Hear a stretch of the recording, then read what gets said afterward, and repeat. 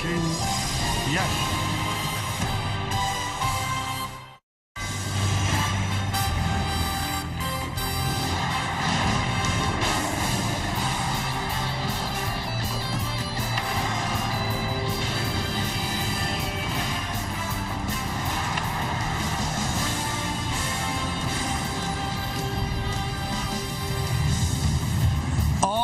Chilly in New York City. If you're at the ball game, bundle up. But if you sit in front of your TV, that's the way to go. Those two guys are trying to heat up right now. Both a little bit of a cold spell. We'll see what breaks down tonight. It is time for baseball as the Yes Network presents New York Yankees baseball. It's the Toronto Blue Jays against the New York Yankees in the middle game of a 3-game set from Yankee Stadium in the Bronx, New York. Hi, everybody, and welcome to Yankees baseball, along with Paul O'Neill. I'm Michael Kay. Yankees lost 3-0 yesterday in the home opener. First time they've been shut out in a home opener since 1967. That was against the Red Sox, so they'll try to bounce back today. Let's take a look at the pitching matchup. It's not going to be easy. Kevin Gausman finished third in the American League Cy Young voting last year. He gets a start for the Blue Jays, and for the Yankees, it's Clarke Schmidt. And we'll take a look at his first start. That was against the Astros. Yeah, that was really good. I mean, Clarke Schmidt, his importance to this rotation is much bigger now with Gerrit Cole on the IL. And all of a sudden, he got to Houston. Velocity was up. He absolutely dominated the game for the first 4 innings. And all of a sudden, you get to the 5th inning, and I don't know if it's a head game or what, but Clarke Schmidt's got to figure out how to get later in the game. Against the Blue Jays last year, he did not win 0-2. You see the numbers that he had against Toronto. Well, the Yankees suffered a tough loss with Jonathan Loáisiga on the 60-day IL. He might miss the entire season. So who steps up? The bullpen is so important to the Yankees. Meredith Marakovitz hears from Aaron Boone when we return next on Yes.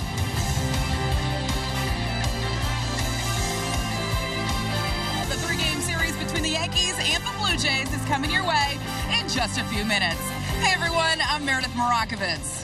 The Yankees were dealt a devastating blow to the back end of their bullpen today when Jonathan Loáisiga announced he would be out for the remainder of the 2024 season. He's opting to have surgery to repair a tear in his elbow, though Loáisiga went on to say it is not Tommy John surgery. The recovery, however, will take 10 to 12 months. Earlier, Aaron Boone shed some light on the injury. It's tough news. The first thought is just for him. You feel for him, and he's throwing the ball so well. He's just dealt with things over the last years that have, I think, added up to this point. So I know they're still collecting some, opinions and making sure everything's dialed in. So, but yeah, I mean, it's just got somebody else needing to emerge and step up and become an important role, and hopefully we can pick him up. While Boone said he's confident in the guys that he has in his bullpen, it's going to take a little bit of time to see who he can trust in that role previously filled by Jonathan Loáisiga. Plenty more to come here on the Yes Network. When we get back, Michael Kay will be joined by Paul O'Neill. Clarke Schmidt gets the ball after the break. Delta Towers help America's heroes. Donate $11 a month at T2T.org. By Hyundai, it's your journey. Own every mile in a brand new Hyundai. And by Yale New Haven Health, powering medical breakthroughs.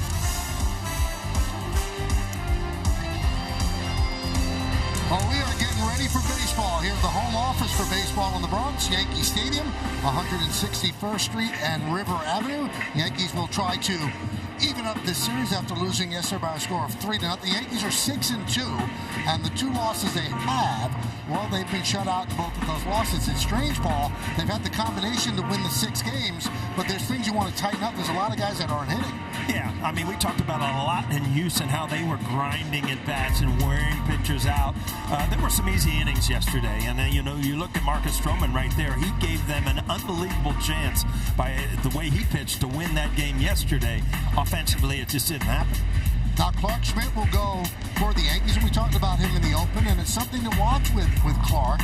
It just seems something clicks in or clicks out that third time through the order. He's got the stuff, and lefties were 2 for 8 against Watson for the Astros. They don't have many great lefties with the Blue Jays, so it's going to be interesting if that's a mental hurdle or does he need a different pitch. Well, Michael, it is in my scouting report when we go about it, and it almost becomes a head game where you start to expect things to happen at certain times. But no doubt in my mind that he can get deeper in the games. He has more pitches in his repertoire. So I think that, it's just a learning phase. But again, like we said in the pregame, his starts are much more important now with Gerrit Cole in the IL. Now let's talk a little Juan Soto. You couldn't get him out in Houston, and then he struggled a little bit in Arizona. All of a sudden, he's won for his last 16 with no extra base hits. So what are you seeing? Well, you never really see him off balance. You see him coming off the ball a little bit. You see some balls being pulled, ground balls. He's better when we saw him in Houston hitting the ball the other way, and then he'll turn on a ball when need be. He's pumped up every time he runs into that outfield, and the crowd just showering him with love yesterday and today as well. And he's going to feed off that as the season goes along. Look at that. This happened yesterday, and it's happening today. And he knows how to work a crowd, that is for sure. Juan Soto is just a flat-out 25-year-old superstar. Well, the Yankees have taken the field. Let's take a look at the Blue Jays starting lineup, which is brought to you by TikTok. Springer, Guerrero, and Bichette, all of them not hitting. That's the top third of the Blue Jay order. Turner, Vogelbach, and Clement, that's the middle third. And then you got Varsho, Servin, and Kiermaier in the bottom third for the Blue Jays. And the guy that we talked about who's going to try to get them out, Clarke Schmidt, against the Astros, didn't get a decision. Yankees won the game. 5 1/3 innings, 7 hits, 3 runs. Didn't walk a batter, that's key, and 5 strikeouts. So let's check out the Nissan pitcher's scouting report. Well, good 25 starts last year with 3 or fewer runs, and that's tied for 4th in the American League with who? Kevin Gausman, and that's who he's going up to against tonight. Velocity was up. Sinker and his cutter were almost 2 miles an hour faster in his first start in Houston than they were last year. And, Michael, this is what we're talking about. You've got to figure a way. I think it becomes a mental thing. He's got good enough stuff to pitch past that 5th inning where he goes through the lineup the 3rd time around. He's got to figure it out. It'll help the team, and it'll help our bullpen. All right, let's take a look now at the defense behind Clarke Schmidt. Verdugo's in left, Judge in center, and the aforementioned Soto over and right. In the infield, he didn't play yesterday. Back in the lineup today, Oswaldo Cabrera. The red-hot Anthony Volpe is at short. Gleyber Torres at second. Anthony Rizzo is at first. Stands behind the plate, and Austin Wells is on the mound. Game time weather presented by Bigelow, the official hot tea of the Yankees. 48 degrees, feels a bit chillier. 6% chance of rain, humidity 46%. The wind is blowing in from left field. It's not a warm breeze either.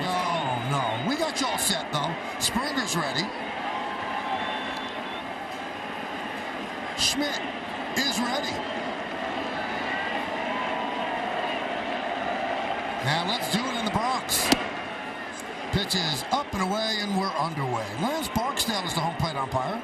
Angel Hernandez at first, Nick Lentz at second, and Emil Jimenez is over at third.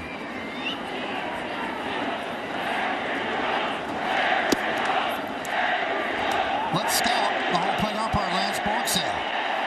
Hitter friendly. Paul loves it. Fewer inside strikes on left-handed batters. He's the crew chief. 25th Major League season. You got to watch it here. Springer loves to jump that fastball first at bat. We talked about it yesterday. 57 leadoff home runs with his at 5 against the Yankees. Second all time behind probably the greatest leadoff hitter of all time, Rickey Henderson. Paul, is it just me or is the crowd in full voice today? I tell you what, they didn't get to cheer for the offense yesterday, so they're still waiting, and it looks like they're ready to go.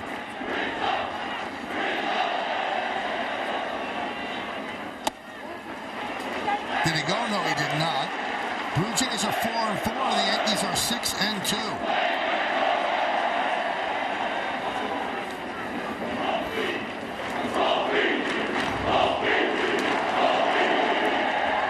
We need to start chiming in on the roll call. Huh? You think so? Oh, right over the air, right? People in the living room standing up. Sky the other way. That could be trouble if it's fair. It is a fair ball into the corner. Now Soto plays it out there, and Springer has himself a double. That's how he opened up yesterday's game. Yeah, kind of deja vu off Stroman yesterday, but Marcus Stroman figured out a way to get out of that jam with a leadoff double. Springer, you get behind in the count, he is a dead fastball hitter, and if he drives one to right field, an easy double.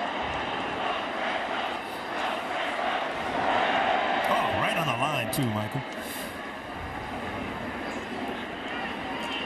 Well, Springer 4 for 28 coming into that at bat. Here's Guerrero 5 for 29.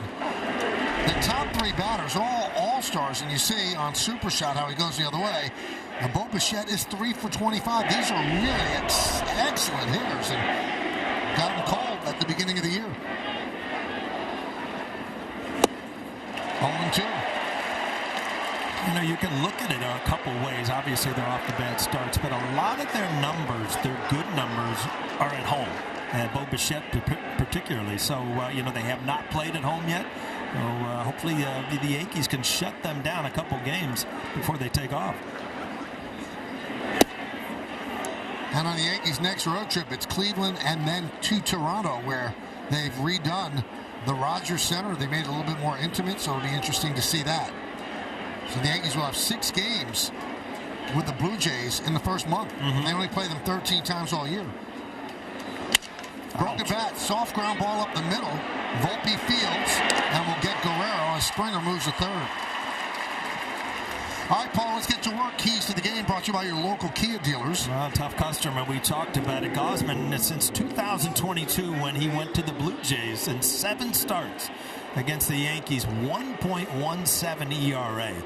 And you got to keep even the Blue Jays offense. I mean, they're not good right now. We just talked about they're just not clicking. Might be a great time to face them, but you got to score runs yourself. And back to business.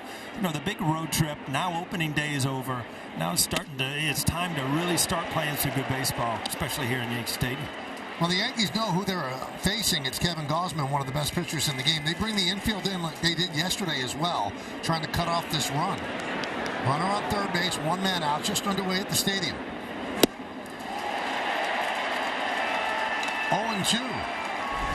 Well, that's a pitch that Clarke Schmidt has always had. He's been able to spin the ball away from righties and get a lot of swing and misses. Do you waste a pitch up and in to set that up, or you just continually go outside and see if he'll fish again?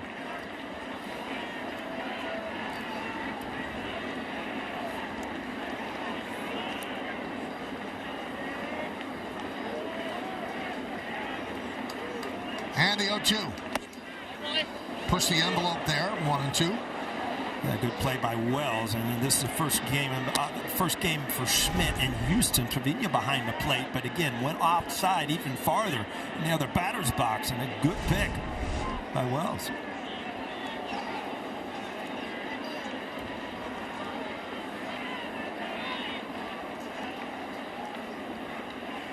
One-two, swing and a miss. Big strikeout for Schmidt, 2 away. It's just a great sequence after getting to a swing and a miss away, another slider in the other batter's box. Now the sinker in, and it just ties him up. Swing and a miss. Now you've got an opportunity again with 2 outs to get out of this inning, and a big pickup for the Yankees. Well, they've got to get a dangerous hitter out to get out of this. That's Justin Turner. First inning yesterday, hit a hard line drive right at Volpe as he swings and misses on the cutter.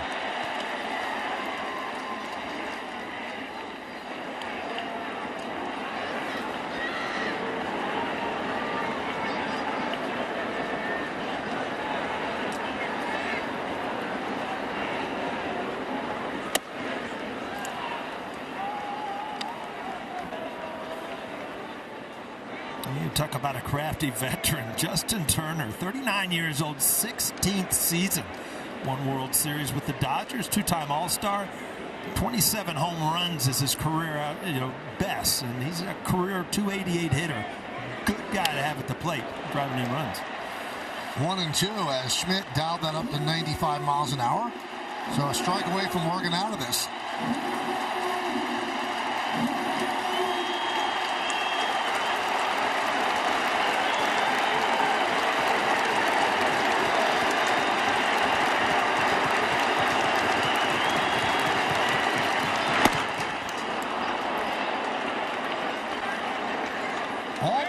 That was saved up from yesterday. This is one loud crowd. You'd be kidding me in the first inning here. I'm really rooting for a strikeout just to see what happens.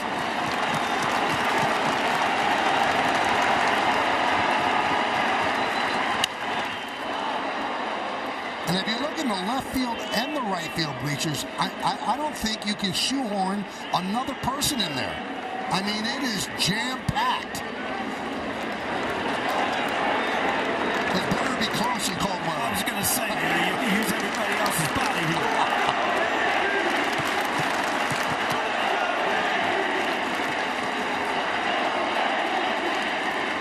The 2-2.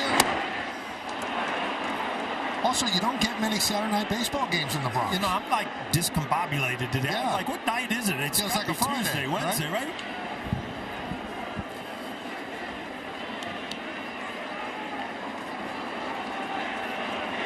All right, so 3-2 on the veteran Turner. Springer is at third.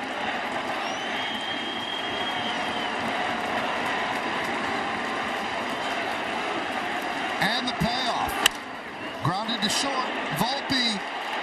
Listen to the crowd. So the Blue Jays waste the leadoff double, and the Yankees come to bat. Starting lineup that'll try to put some crooked numbers up. It's brought to you by TikTok. Torres, Soto, and Judge at the top of the order. Rizzo, Stanton, and Verdugo right dab in the middle.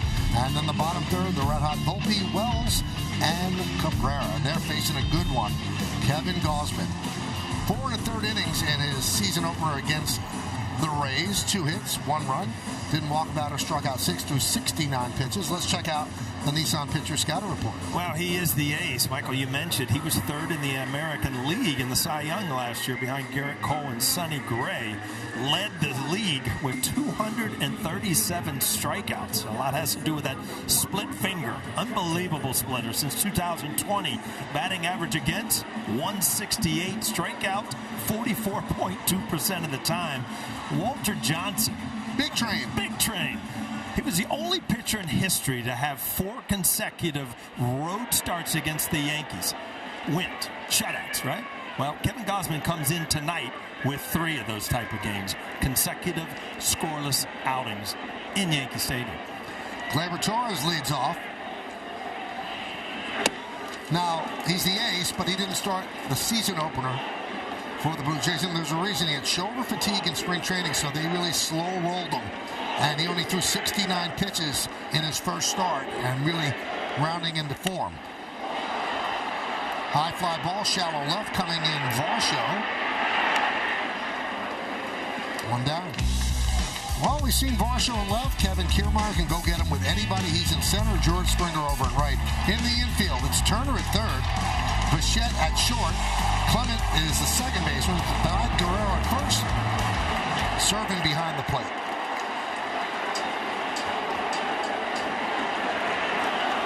And here's Juan Soto.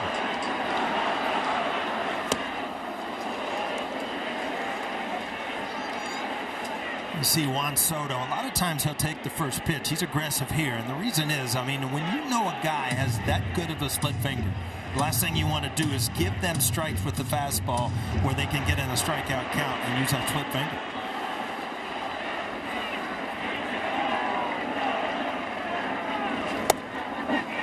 Now, we mentioned that Soto, you couldn't get him out in Houston in the Yankees 4-game sweep of the Astros. Then he cooled down a little bit in Arizona. He's 1 for 16 since that 4-game set against the Astros. Still hitting .303, home run and 4 ribbies. 1 and 2. I was talking to Buck Martinez, who does the play-by-play for the Blue Jays, and Schneider said that he doesn't think Gausman's on a pitch count tonight. You know, if he's dealing, he's going to pitch. 2 and 2. I mean, those are such good takes. You just don't understand how hard that split finger is. One of the tougher pitchers to pick up because the arm speed's the same and the ball just doesn't quite get there. It has a weird spin to it. Great takes. Fouled away.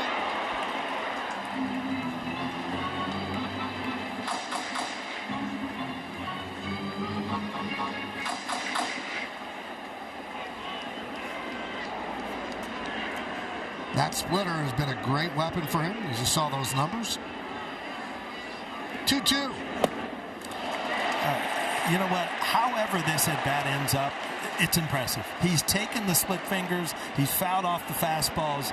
I mean, he's not going through the best time of the year offensively, but still, it is a grind to get Juan Soto out. And it benefits Aaron Judge. He's seen a lot of pitches sitting there in the on-deck circle.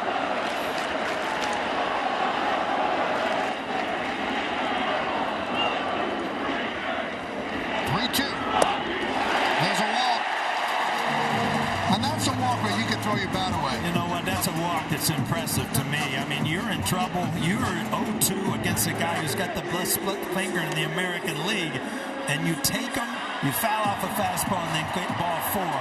That just is a well-played at bat.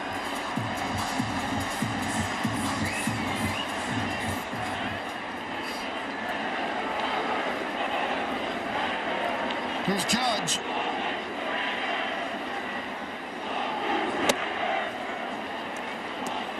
There's a strike. Aaron, 5 hits and 30 at-bats. Now, he's a .290 hitter lifetime against Gausman. 9 for 31 with 3 home runs, but Gausman's gotten him, too. 14 strikeouts.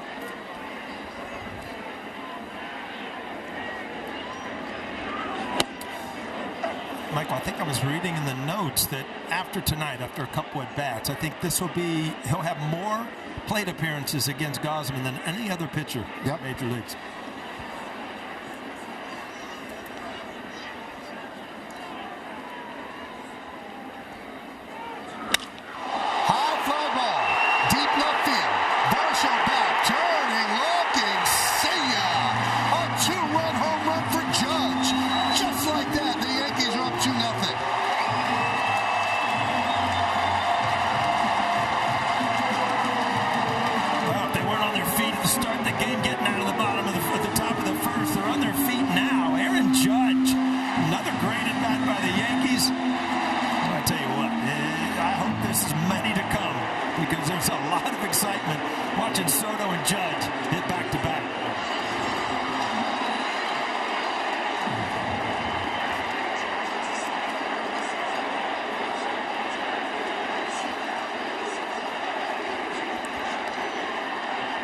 Here's Rizzo.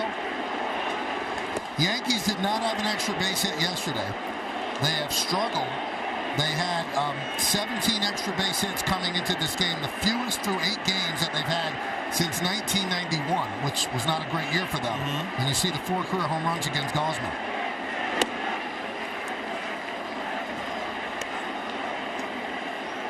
And that's just the 8th home run by the Yankees. So 7 coming into the game, the fewest through 8 games they've had since 2014.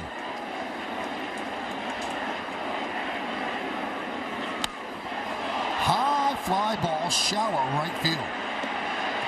Guerrero makes the play. It didn't make that look as easy as it was, right? Watch Aaron Judge, and this is a split finger that kind of runs right back into the barrel of his bat.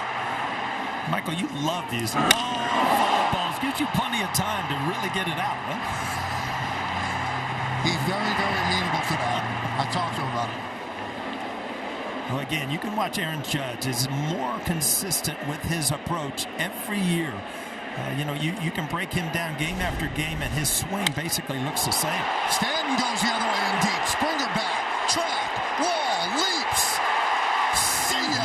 A home run for Stanton. And the Yankees lead 3-0.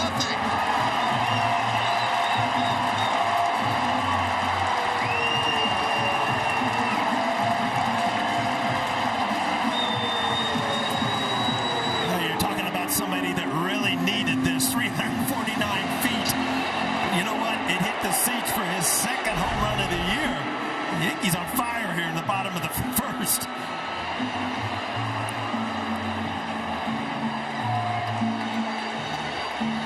It's close. Top of the wall.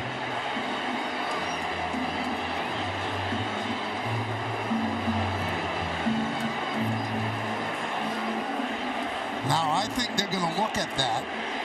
We'll hear the umpire right now. Call on the field. Yeah, I guess they're looking for interference. Yeah, but that ball looks like it was clearly out of the ballpark. I don't know. I think it hit the top of the wall after it hit the glove. But that's not fan interference because that ball's out of the ballpark.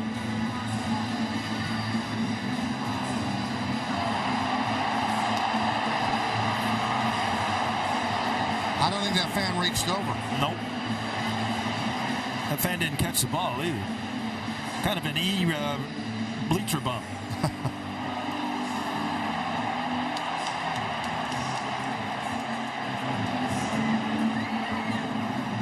I mean, they could say that he would have made the catch if the guy didn't touch it, but the guy did not reach out onto the field to play.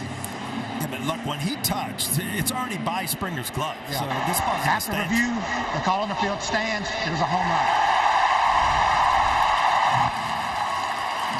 It's got to be horrible now. You know what? You think you have a home run, then you got to wait for the replay, and they can actually take it away from you.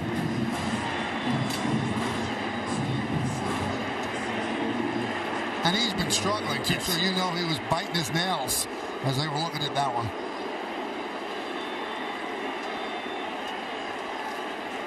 Here's Verdugo.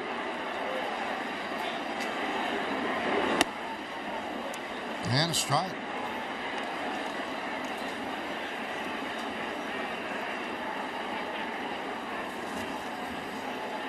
Three runs allowed. First 5 batters. They had not allowed a run in the previous 20 innings at Yankee Stadium. Paul told you about that, so Walter Johnson can rest easy. Yeah. Going to stay that record at 4. It's not going to happen tonight.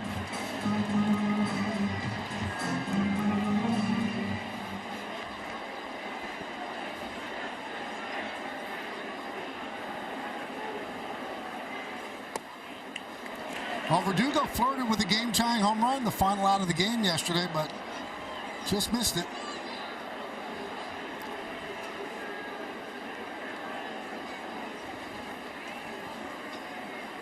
One-two count on the Yankee left fielder. 2-2. You know, I thought about that on the way home yesterday, Michael, that he was close. I mean, he didn't miss that ball by much by tying that game up yesterday in the bottom of the 9th.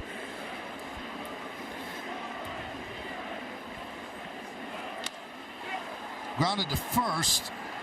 As Guerrero steps on the bag, and that'll do it. Couple of home runs for the Yankees.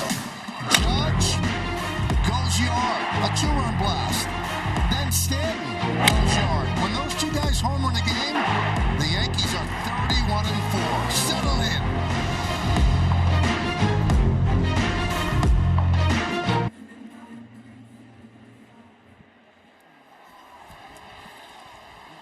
Well, the Yankees give Clark Schmidt 3 runs in the bottom of the first inning. Now he deals a strike to Daniel Vogelbach.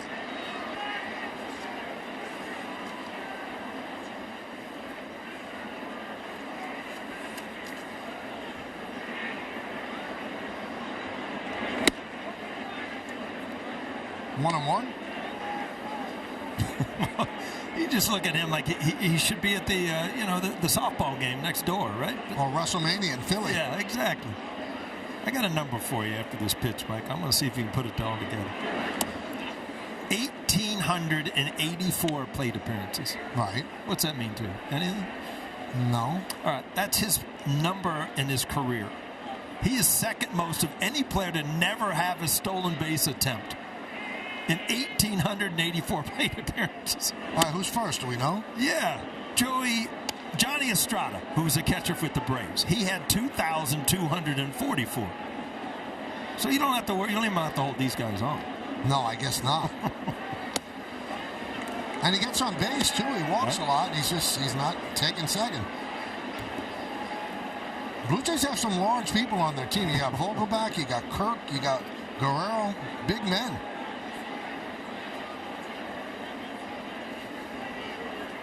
Swing and a miss. Cutter tying it up.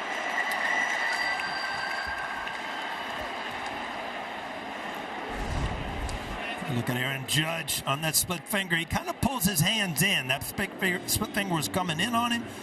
But you know what? That's just a beautiful thing because he gets total extension with that body frame. That ball's going a long way. Here's Ernie Clement. Yesterday, a pinch hit home run broke a 0-0 game. And the Blue Jays held on. They scored 2 more in the 9th. Cracked into left center field. On the run is Verdugo. He's not going to get there. It splits the outfielders. It's going to roll to the wall. Well, Clement will stop at second with a double. Second double for the Blue Jays. Well, Clement had that huge home run yesterday off the bench as a pinch hitter and comes right out today. Ball up in the strike zone and hammers it to left center field. And this is where Aaron Judge, as a center fielder, you know, you're not going to catch the ball. You just have to come up with it cleanly, keep him at second base, not let him get to third with one out. Here's Dalton Varsho. Foul back to the screen, 0-1.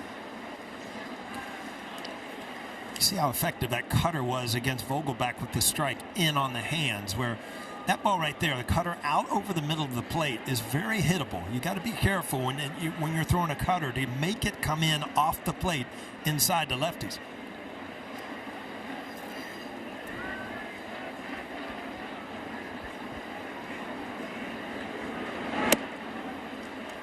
Got a little tease for you, Paul. Yeah. I'm not going to give it away totally. But we have in the next inning, the third inning, an MVP coming in. I'm not going to tell you what sport, but an MVP. Looking forward to this.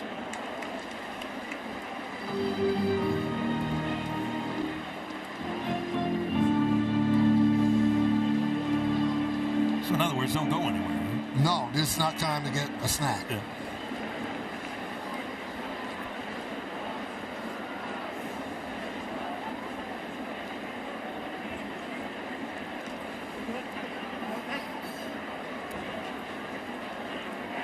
You know, we mentioned a rare Saturday evening game in the Bronx. Most of the games the Yankees play on Saturday, they're at 1 o'clock. They're 1:05 starts.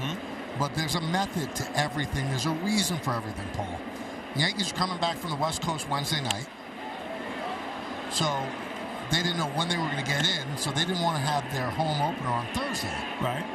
Because you want to have the body time to rest from the West Coast trip. So they have the home opener on Friday. You have Saturday as an off day, because usually when you have an opener in an outdoor ballpark in the East, you have a day off after that, so that the opener could then be that day off. Well, with a night game on Saturday, if in fact yesterday had been rained out, snowed out, whatever, they would have played a day-night doubleheader today, with the opener being the day game. A little double dip on Saturday. Yep.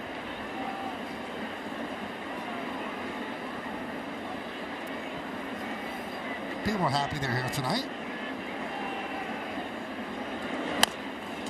After the game, you and I think we should go to Stan's, just party with the fans a bit. Billy's. Let's go to Billy's. Oh, I'll go to Billy's. You know why? Why's that? Billy's has my IPA over there. I Let's heard. go. Let's go. I just heard it through the grapevine. Just All saying. right. And you can walk in like a big shot. It's on me. Yeah. Like the old Western. Yes. It's on me. Gunsmoke. Swing and a miss. Varsho down on strikes. Third strikeout for Schmidt. Again, he's been tough with men on base. And, you know, he kind of a backup. Not exactly where he wanted it, but the off speed. Got a swing and a miss from Varsho.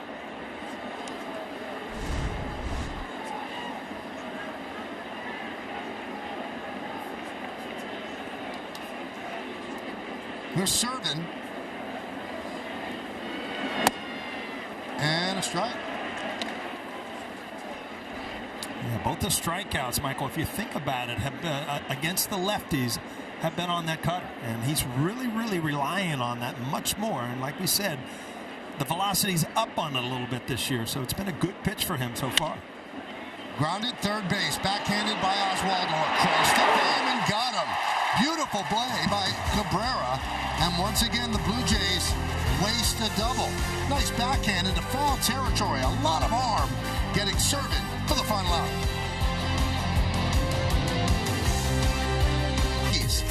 Now, tonight's picture was submitted by the Blue Weiss family. Brett and Sydney welcomed a baby girl, Desi Jeter, to the world just in time for Yankee season. How about Desi Jeter? Don't think it doesn't have something to do with Derek Jeter, right? I bet it does. Just like that generation that has that name now. Like O'Neal Cruz. There you go. Use the hashtag Toyota Pinstripe Pride. Mention yes in pictures you post to social media to reflect your love for the Bronx Bombers. We might spotlight you in a future game. Here's Anthony Volpe sporting a .500 on-base percentage. 11 for 26, a .423 average, an OPS of 1.154.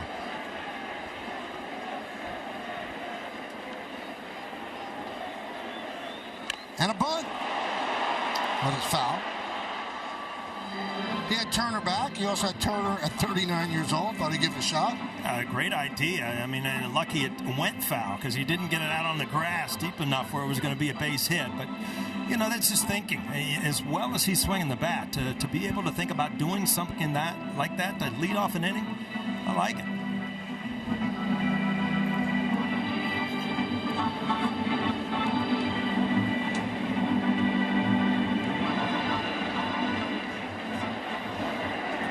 So Gausman served up 2 home runs in the first inning, a 2-run shot to Judge, a solo shot to Stanton. So it's 3-0 Yankees.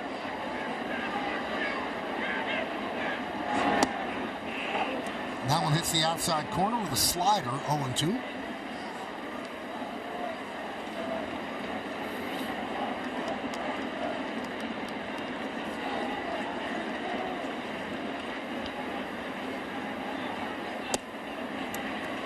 One and 2 on Volpe.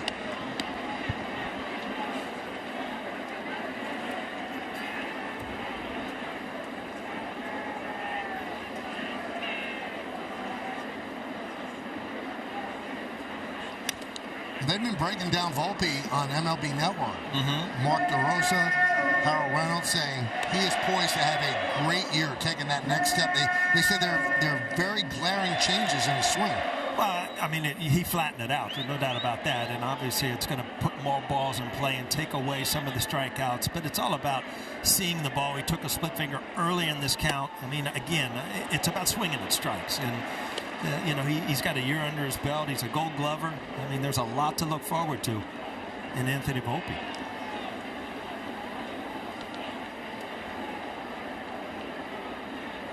The 2-2.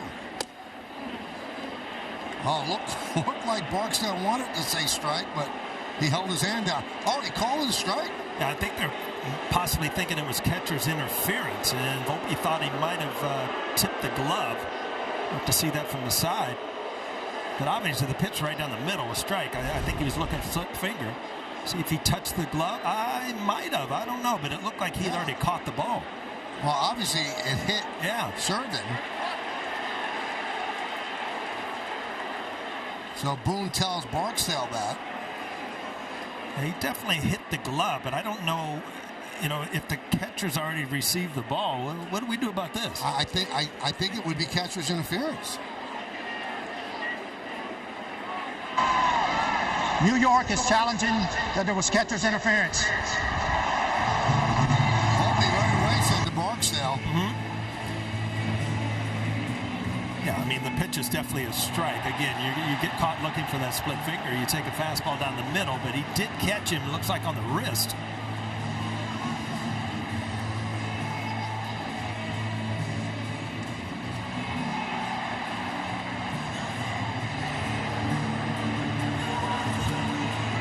It was clear he hit it. Are they going to say it wasn't a swing? And he can say it wasn't a swing because I couldn't get the bat around. He just hit the glove. Yeah, I mean, you can easily, if you get that bat in the strike zone, swing or not, you can easily foul the ball off. Right.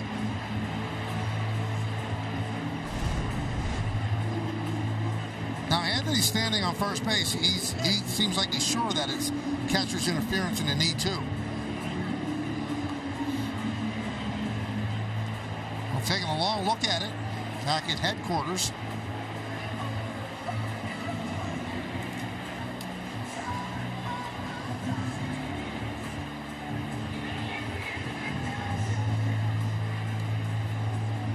Looks like Servin is okay at least.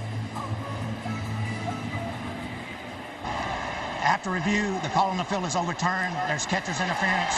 New York will retain their challenge. Well, good challenge by Boone and his staff, and now John Schneider wants an explanation, but it was clear he hit the glove. Hey, hit the glove. The only question in my mind was it already in the glove. But, you know, fortunately for Volpe, the ball was a strike. I mean, it did come into play. He's on first base. I'll tell you what, Paul, it's a rule that has to be revisited because I think in any spot, I'm not saying that a player would want to do this, but if he's overmatched, you can definitely tick a glove if you want. You used to think that, remember Ellsbury used to do it all the time. Yes. You think that he would actually reach to swing to catch the glove at times.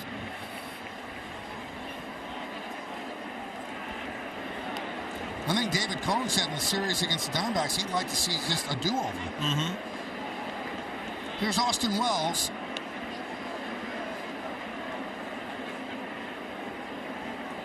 Now, there were a lot of questions in yesterday's game. Why didn't you pinch hit Cabrera and Wells for Birdie and Trevino against Trevor Richards?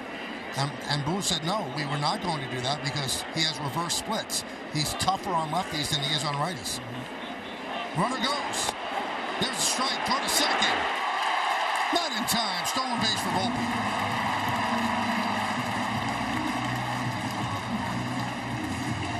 It's his first bag of the year. You expect many more. But Servant made the Major League club.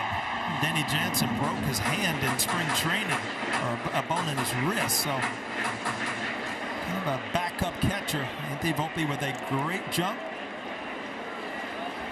In there easily.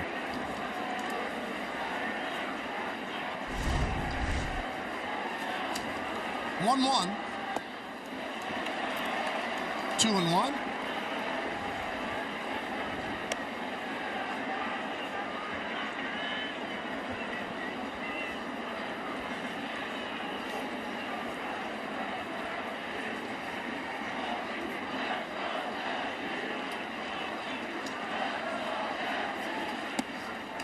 Three and one on Wells. Runner at second, nobody out. We're in the second inning. Yankees lead 3-0. First inning home runs by Judge and Stanton. Oswaldo Cabrera on deck. If you're Anthony Volpe, this is a pitcher that a lot of times, as many split fingers as he throws, sometimes you can see that grip from second base and, you know, kind of anticipate that ball down in the dirt and try to cheat your way to third base. So Wells works a walk. Now Volpe was good at stealing third last year. 9 of 9. But you don't do that with nobody out. MLB Ballpark app will complete your next visit to your favorite ballpark. Buy and manage game tickets, redeem offers, access exclusive content, much more. Download the MLB Ballpark app today.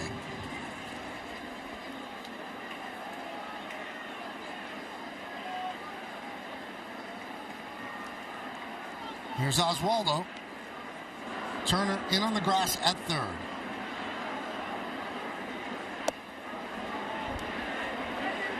Now one's low. Showed bunt, pulled it back. Didn't offer, 1-0. You know, love the play. If you get both these guys over, you've already got a 3-run lead against one of the game's elite pitchers. You know, if you can tack on a few more, it's going to make things a lot easier for the Yankee pitching staff.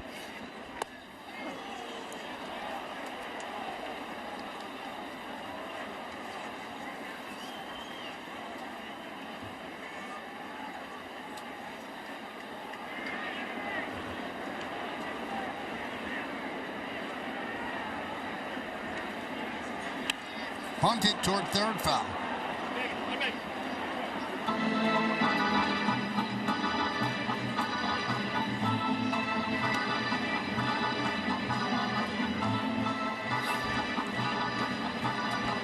So 2 strikes, that probably removes the bunt. Got some action. Mitch White in the Blue Jay bullpen.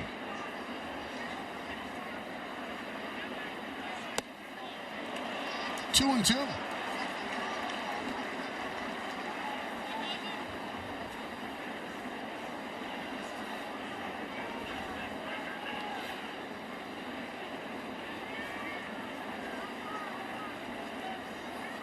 Alrighty, deals. 3-2. Here's what the Yankees have done. Even though their offense has not exploded over the first 8 games, they work the count. They grind out at bats. They make starters throw a lot of pitches. Yeah, it's very tough to take that split finger. I was talking about when Juan Soto was up there, but the Yankees have done a great job so far tonight. Served into left field. It's a base hit. Volpe rounds third. They're going to hold him up right there. Varsho comes up throwing, and all the way to Servant. So the Yankees have the bases loaded, nobody out. You get that type of at-bat from your ninth hitter. Now you turn the lineup over with bases loaded. You've got an opportunity to really break this game wide open. Again, off of one of the game's better pitchers, Kevin Gausman.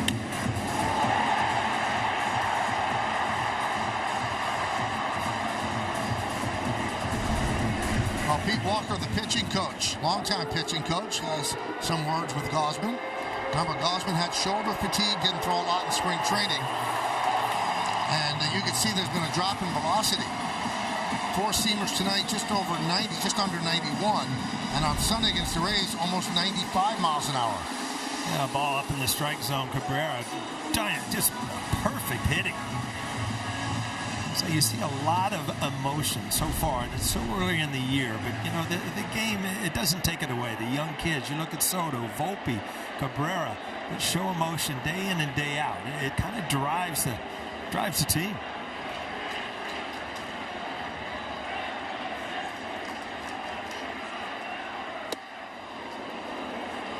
See, there's a four-seamer 92. He usually throws harder than that. The Blue Jays have to be concerned. And their starters last year, they were all horses. They all gave you over 30 starts. And are you robbing Peter to pay Paul? Is that coming to roost here in the second year? Pitching is so fragile, Paul. Yeah, seldom do you see a pitching staff, and they were third in baseball last year, ERA-wise starters that just are healthy all year.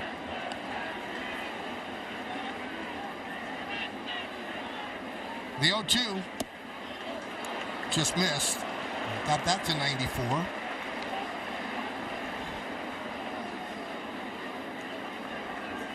Volpe is at third, Wells at second, and Cabrera over at first. Nobody out, bottom of the second.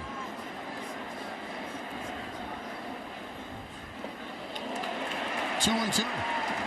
You know, one of the keys, Paul, they're laying off that splitter. I guess they're seeing it out of his hand. Well, another thing is when your velocity goes down, it's usually by, your arm speed's not as good. And when your arm speed is not as good on your fastball, then your split finger, your breaking ball's not as crisp either. So, the Yankees definitely seeing the ball well and staying off that split finger. 3-2, no place to put Torres. He did throw that 95 miles an hour.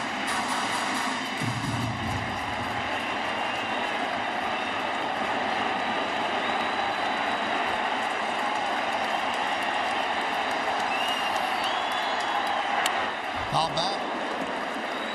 I've had so many baseball people tell me that even if your arm is bothering, and I'm not saying that's what the deal is with Gausman, you could still generate velocity.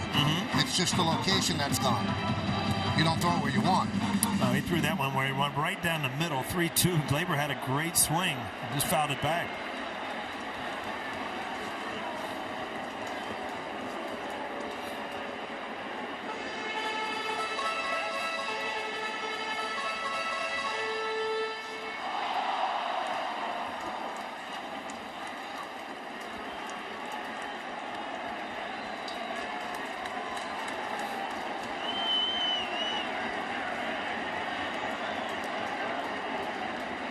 And the payoff. They are making Gausman work. He's got to be exhausted. I mean, it's just pitch after pitch. You see 45 pitches so far without an out here in the second inning.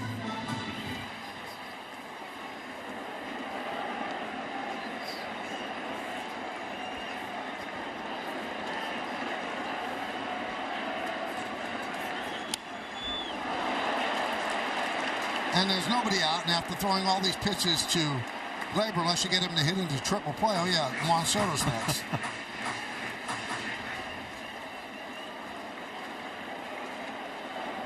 Led the American League with 237 strikeouts last year, Gausman did.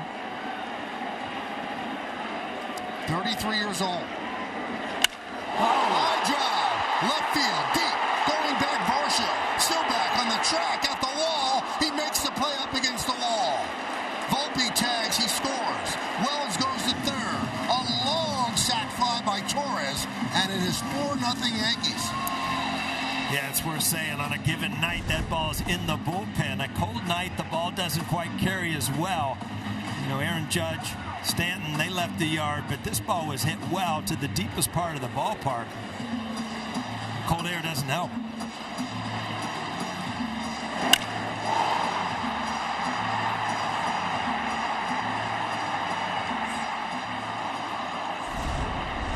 What could have been, huh, Mike? That close to a grand slam.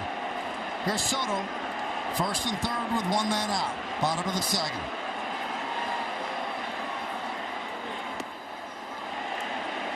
Soto with an impressive walk in the first inning, and then Judge followed with a home run. That fly ball by Gleyber Torres would have been a home run in 22 ballparks. That one gets away. Here comes Wells. The throw home, not in time. Moving to second is Cabrera, and the Yankees lead 5-0.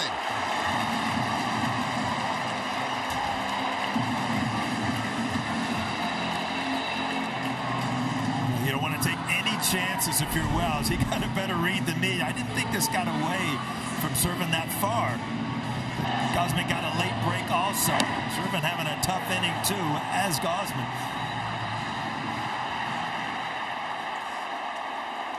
Juan Soto doing his job, telling him to get down. 2-0 on Soto. The old inside move towards second. Cabrera gets back. Still no one man out. And it's 5-0 Yankees.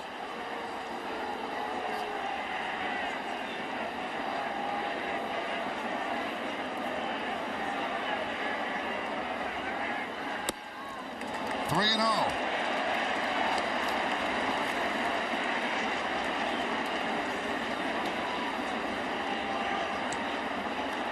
And they say that Wells scored on a pass ball. That Servin should have caught that. 3-0. Swinging on 3-0, and it's a base hit through the right side.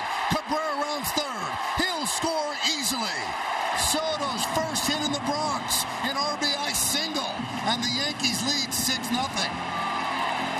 Well, you couldn't have drawn it up any better. You've just absolutely worn out one of the game's best pitchers. Here comes John Schneider. You knew this was going to happen. Fastball right there. Kind of came around it, but found the hole on the right side. Yankees up 6-0. Not what you expected. Well, John Schneider takes the ball from Kevin Gausman. The Yankees very rarely get to him. They did today. 7 games against the Yankees coming in 1.17 ERA. Double what he's done previously tonight.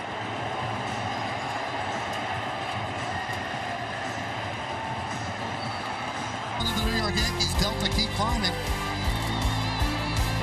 So Mitch White on a relief from Kevin Gausman. 6-0 Yankees. Soto's at first. Judge at the plate. Pitch outside. Well, the stat we showed you is walking off. He allowed 6 runs against the Yankees in his entire career. He allowed 6 runs tonight. The runner at first is his responsibility. Punch to right field. It's a base hit. Broken bat. Soto stops at second. Judge picks up the second hit of the night.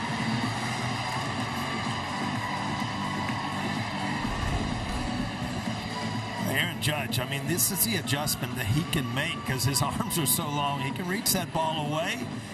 Watch how deep that's getting. All the way behind him almost, and just shoots it to right field off the end of the bat. Another base hit, another RBI.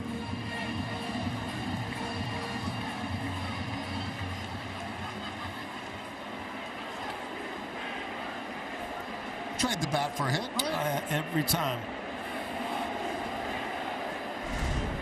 So here's Rizzo, first and second, 1 out, 6-0 Yankees. Line to second base, and they'll turn it into a double play.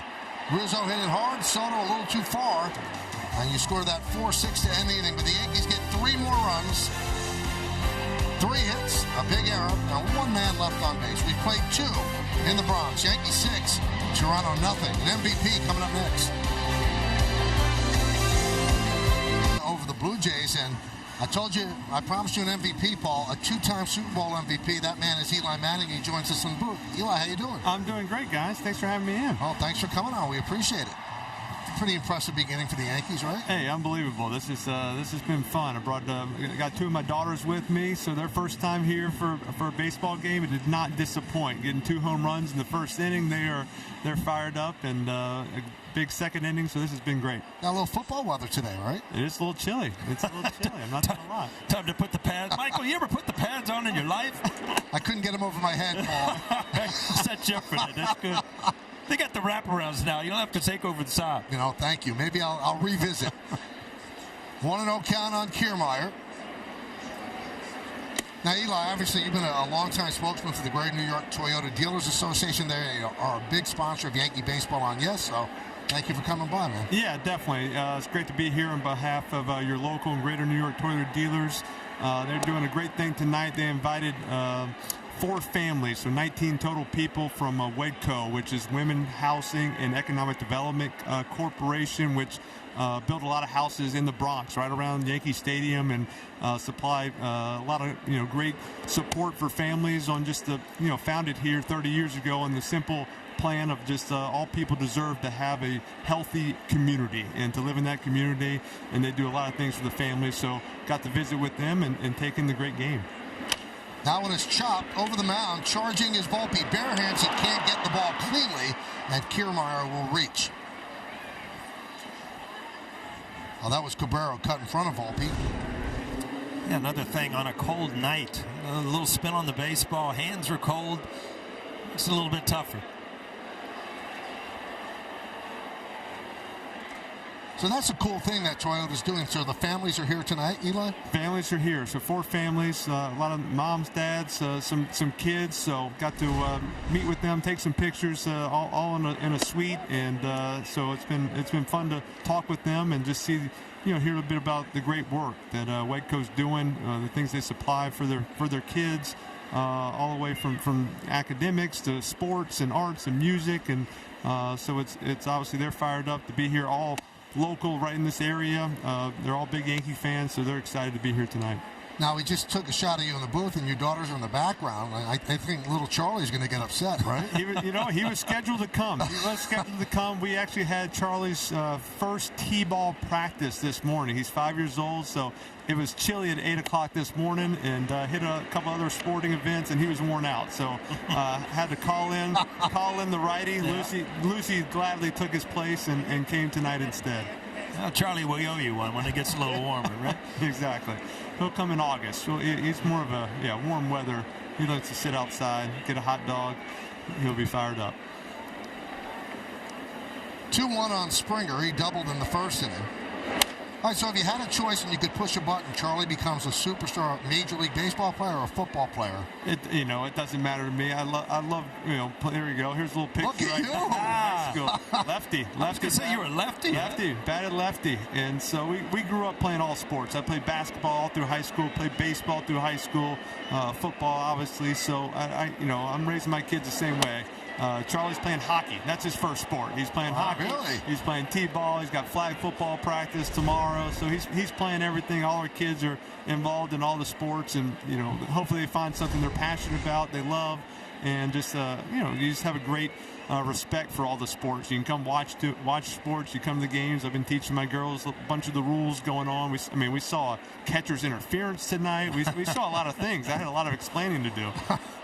Isn't that the good old days, though, where, you depending on what season it was, you played it. You played baseball, you played football, you played basketball. Now a lot of these kids make up their mind at 12. They don't have the fun that we did. Right. No, I 1,000% agree. I think it's about, I played all the sports, and you had different friends that played different sports. I had some that played baseball and basketball, some that played, football and basketball, and some that did track or soccer. And so they played different sports. You got to be with them. You got to, find out different things. And it's all a different mentality. Like the baseball mentality is so different than the football. Just we got to go in the locker room today, and I thought about my locker room before a game. I never wanted to talk to anybody. I wouldn't take a picture over there. You play 162 games. It's a little more loose, and got a picture with Judge and a few of the guys, and it was great to go in there. Volpe's a Jersey guy. Saw him play high school baseball. So I mean, a lot of these guys have known around and get to see with them. So I think the more sports you can play, the better. Speaking in the locker room, Michael, I don't know if you've seen it. I went in there yesterday. They made it. I mean, there's neon lights. It's like a diner in there now. It's absolutely the only thing they don't have is a disco ball. I mean, it is unbelievable when you go in the Yankee clubhouse now. So Guerrero continues to struggle as he pops up to Cabrera. Now that's the first out of the inning. Infield fly rule was called. You have to explain that to them too, Eli. There we go. I'll have to go. You don't have to. We'll have to go over that. Now I'll tell you what, Eli. So I covered Paul his whole Yankee career here, and he was the last guy I thought would be a broadcaster. Now we're sitting together 23 years. Did you think you'd be a broadcaster? No. That's had no interest in being a broadcaster. I thought no chance, and then all of a sudden my brother calls me and says, "I got an idea. Would you want to?" That's foul. You want to, sit in your basement, watch football, and make fun of me as we watch a couple of Monday Night Football games. I'm like, yeah, I could do that. That sounds easy. That sounds a lot better. Call a game how we would watch it if we were sitting on our couches. And you never know. Snoop Dogg might pop in every once in a while. That's what happens when we watch football. Snoop Dogg just pops in our couch, and so doing it that way. That's a base hit on a broken bat. The runner at second, Kiermaier had to hold up. So Soto gets in, and the bases are loaded for the Blue Jays with one man out. Well, the Blue Jays trying to get back into this game. And, Michael, I thought you were busy. I mean, you've got shows, radio shows, other talk shows, everything. I don't know that the Manning brothers, they're a step up on you. They're busy. Everything. No, we're having fun. Still trying to get my. Paul, I saw you with your shirt off the other day in a locker room. You're looking pretty strong. You're not bitching enough to miss a workout. So, you know what? We met at a golf tournament down in Florida. Right. And, we talked about playing golf in New York. And now I got the thing. We're playing, and Michael's caddy. There we go. He's got the Argyle sweater, the knickers. He'll caddy for us. Well, can I drive a cart or do I have to carry those bags? You're carrying both of them right on your back. Yeah, I'm good. I'm good.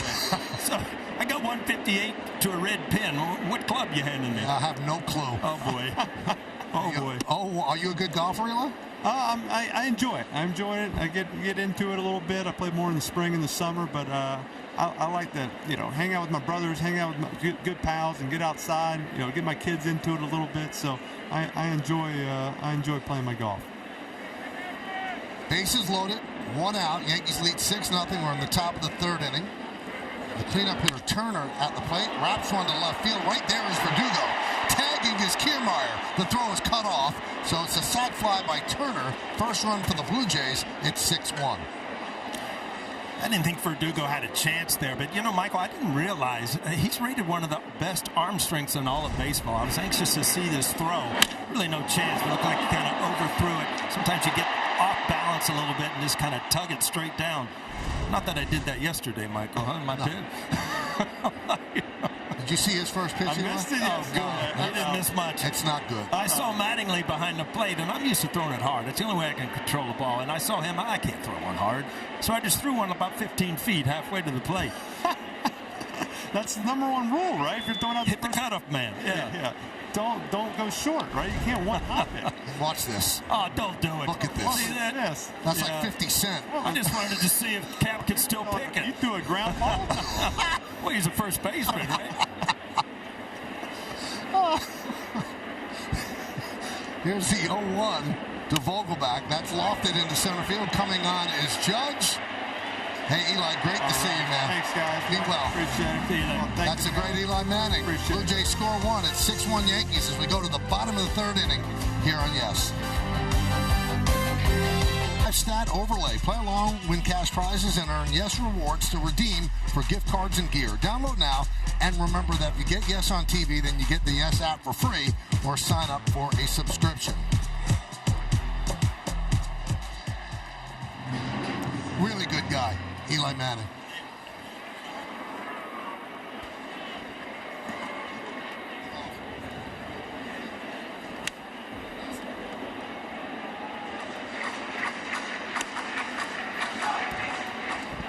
They cut me off, Michael. Yeah, they've been meaning to do that. Eli Manning left, guys. I'm the only other guy in here. Let's go. Yeah, you talked about, quality people and people that are proud to be part of the New York sports thing, and Eli Manning fits the bill, right? Terrific guy. Good times, bad times. He was always there. Gave Giant fans a lot of thrills.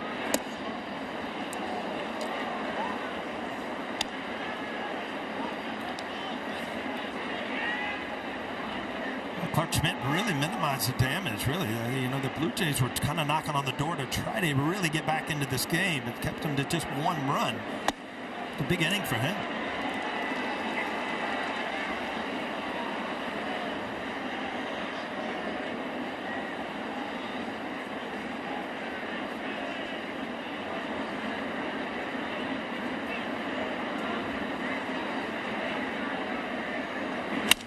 Punch the other way and a base hit. Yankees are going that way a lot tonight.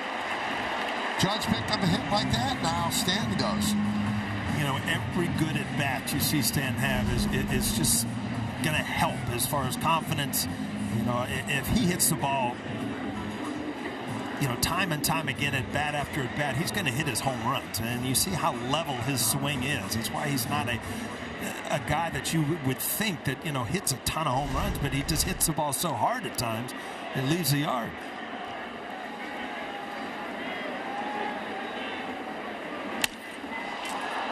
High fly ball left center. Kiermaier will make the catch to retire Verdugo.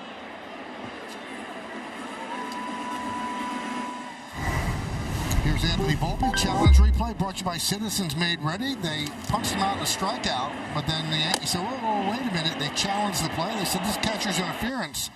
And it was looked at, and they said, you know what? It is. So he ended up taking first base, stole second, and ended up scoring on the sac fly by Gleyber Torres. Soft ground ball, second base. Clement goes to second one. That's all they'll get.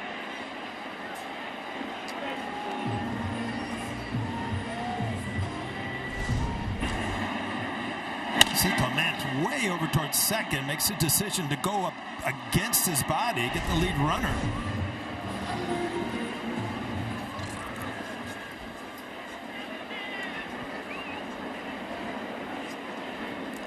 So here's Wells.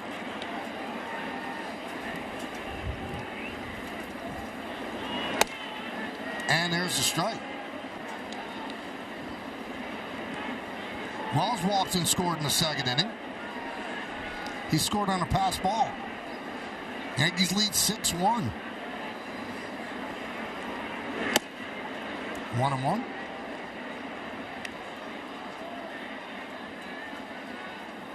Mike, your breakdown coming into this series, opening day, you got Kikuchi throwing.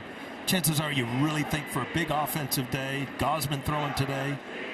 Shutout yesterday, 6 runs in the first 2 innings against one of the game's best pitchers. They say that's baseball, Susan? That's baseball, Susan, yeah.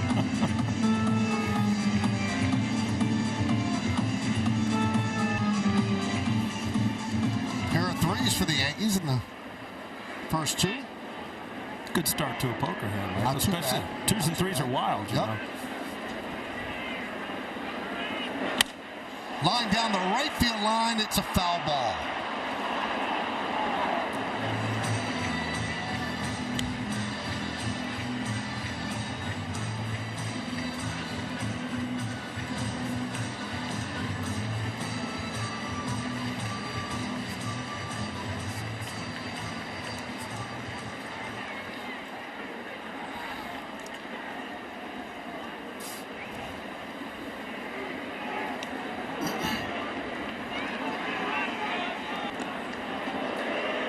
Chasing Volpe back to first.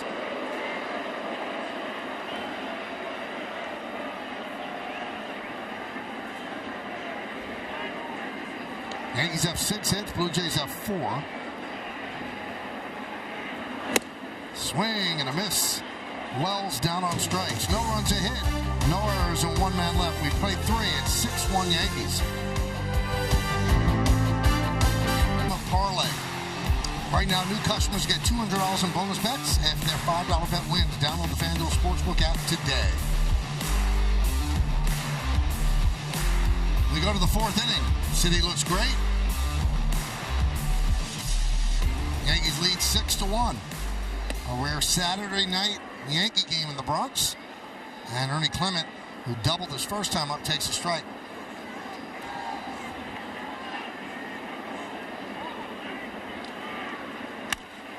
Howard is ripped down the left field line, and that ball is fair. And it bounces into the seats, and the Yankees have been unable to get Clement out. Yeah, home run yesterday, double to lead off the game, and now another double. He's on a roll here at Yankee Stadium. Well, the talk in Toronto is that they're going to have to find him playing time because all he does is hit. Yeah, he hits lefties really well, but he's swinging the bat well against a good righty tonight in Clark Schmidt. So you're right. If you've got a bat that gets hits, you're going to be in the lineup.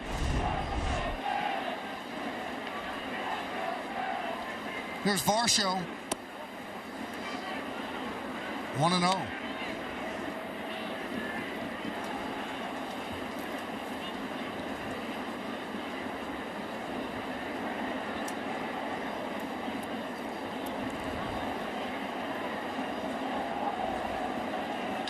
There's a ground ball to second base. Clement moves to third, one down. All right, Michael, we got to really mind our P's and Q's here, you know? Why is that? I feel like I'm in school. Our boss is right behind my shoulder. It's Always like, gets you don't say nervous. anything wrong. That's right. Huh? You nervous? A little bit. All right. I keep peeking back there to see if he's moving. If he stays here, it's going to be a long inning, you know that? Yeah, you really... Might say something wrong. No, you just quiet down when he's around. Here's Servin. 0-1. You're sporting the new corduroy hat Yeah, that you I saw try to that. put on. Yeah. Pretty cool stuff. Official Yankee corduroy hat. Fans, believe me, it's cool. Go ahead and get one. It's good when it is cool. There it is. That's genuine corduroy. That's what my prom suit was made out of. Oh, really? Light I brown saw it with corduroy. the big wide bells, yeah. Beautiful. Went with my afro. Neville's Farrah Fawcett do. It was nice. Good times, huh? Yes, yes. Now, was that a hand-me-down from one of your brothers? Oh, absolutely. Yeah, it was pinned in the back. Yeah. Wow.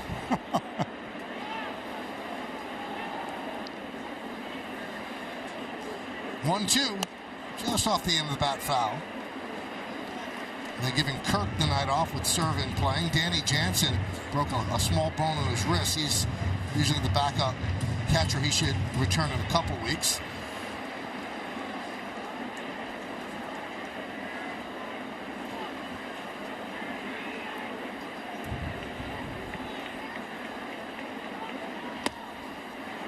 Two and two.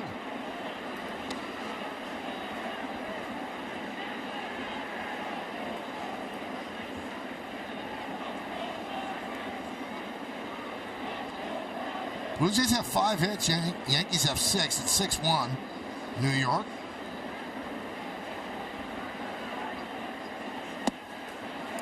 Three and two.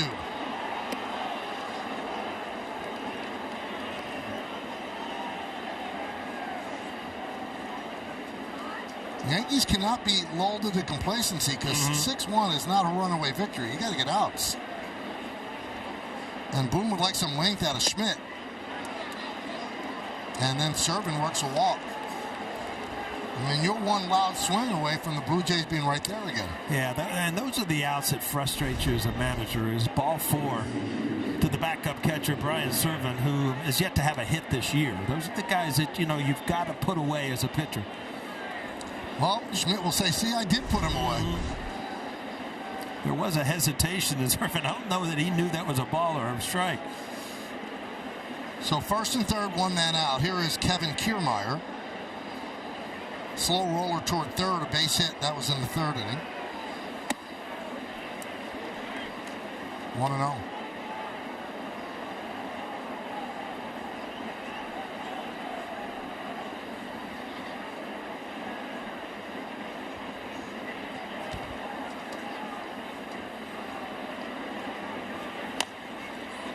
Fouled away. You know, when you look at that swing right there, Michael, that's almost what I was talking about Volpe. You know, that ball, the bat just gets in the strike zone. See, it's really not a swing, but you're able to foul it off that way. That's why I think that, you know, it was a great call. It has to be catcher's interference, even though Volpe didn't make a complete swing. 1-2 on Kiermaier. Kiermaier played his first season with Toronto last year and came back on a one-year, $10.5 million deal.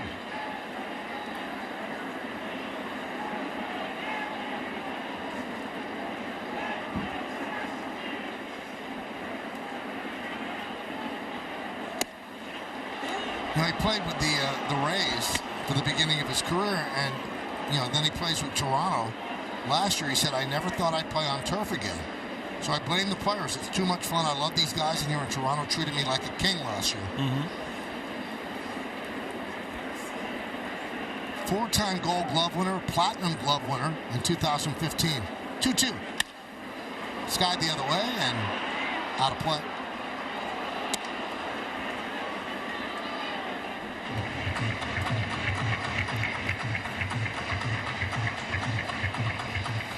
If you're Clark Schmidt, to save that run, you're really looking for a strikeout. Even a ground ball, Kiermaier being left-handed with good speed, it'd be very tough to double him up. 3-2. Schmidt's really working himself into a mess. One pitch away from loading the bases. And so early in the game, he was putting the lefties away with cutters in on their hand. Now he's having a little trouble getting break on that. He's kind of leaving them up and away. Might have something to do with gripping the baseball on a cold night.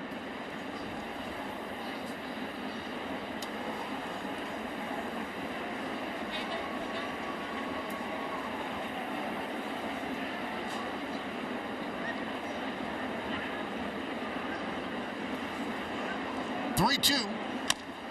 Chopped slowly towards second. Gleyber gets one. That's all they'll get, allowing a run to score. So Clement scores, and now it's 6-2 Yankees. Well, if you're Clark Schmidt, you got an out. Now you've got to finish this inning off. And if you're the Toronto Blue Jays, this is how you tack on runs, is by putting the ball in play and not getting strikeouts with a man on third base and adding another run on the board.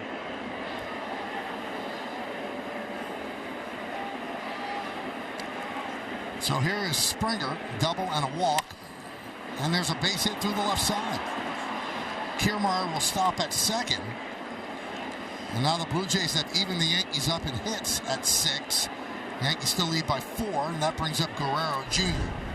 This would be a really good time. Again, a ball that kind of backs up, and not a good break on it, and Clark Schmidt is so good at spinning the ball away from the righties. It'd be a good time for Anthony Rizzo, Wells, Blake, just to calm him down. Realize where you are. You're one out from getting out of this inning, still having a 4-run lead. Yeah, and this is the time in pitch count that he starts to run into trouble. You see how the numbers jump. And, with Guerrero, it's just a matter of when. He's 5 for 31. Just too good a player to struggle like this.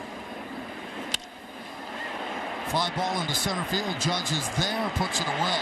So the Blue Jays score a run on 2 hits, and they leave 2. Go to the bottom of the 4th.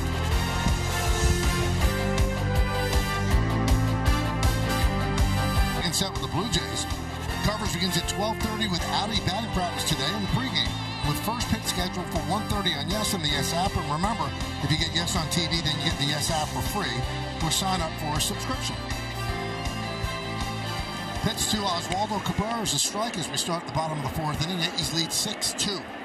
They knocked Kevin Gausman out of the game in the 2nd inning. That one is sliced, just foul.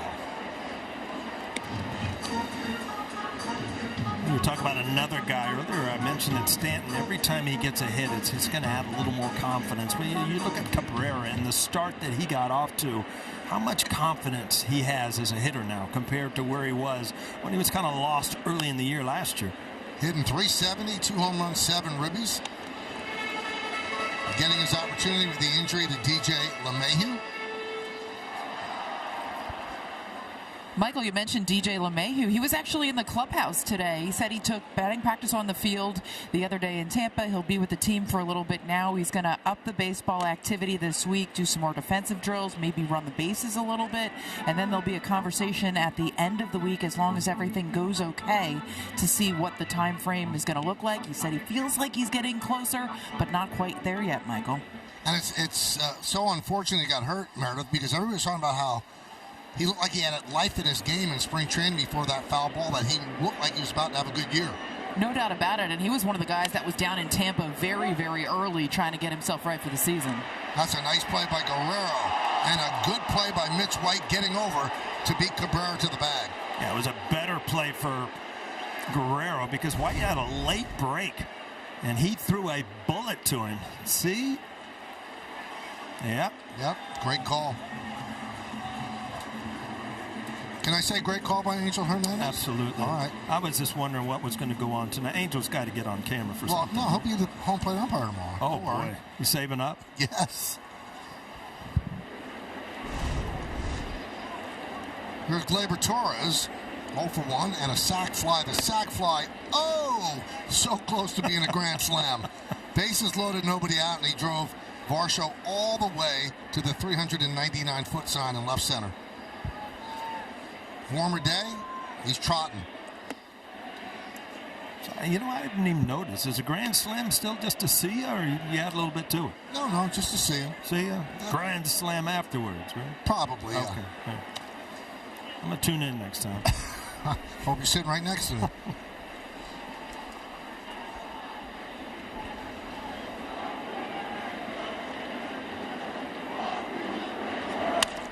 Ground ball to third, backhanded by Turner, the long throw. Oh! Here we go. Name that Yankee time. Who is this Yankee? 2 All-Stars, 1,108 hits, 203 stolen bases. So he played for the Yankees 78, 79. Then a long stretch with the Blue Jays, 1 year with the Braves, and finished it up with the Expos. Who's that Yankee? Name that Yankee. I can name that in 3 notes, Michael. You think so? No, not at this point. I got to tell you, I missed the trivia because I'm not good at this. I'm not wired the right way to do this. Yeah. Boone got this in 1 second. Oh, really? Yeah.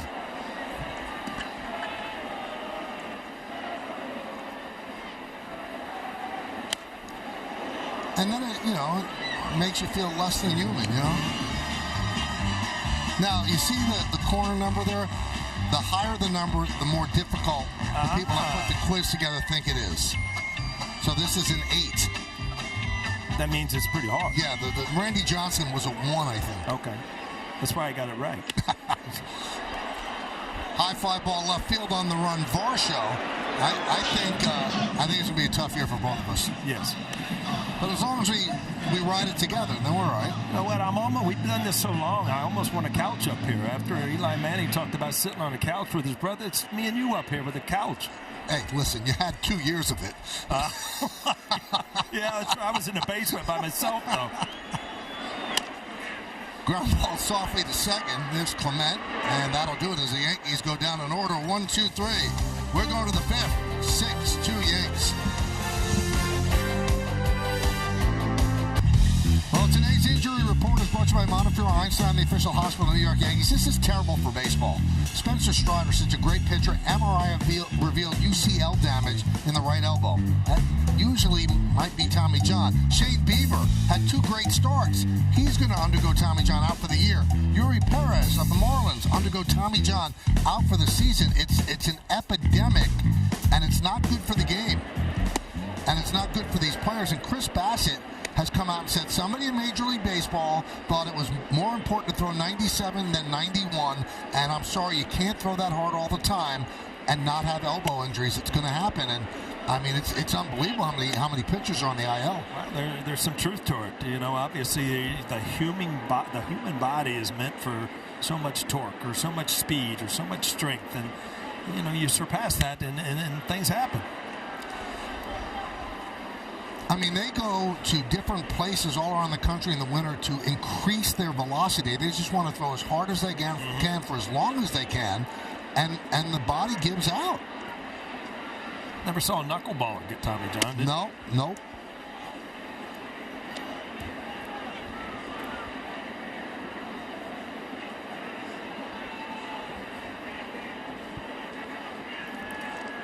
Three-1 to Bichette. There's a strike.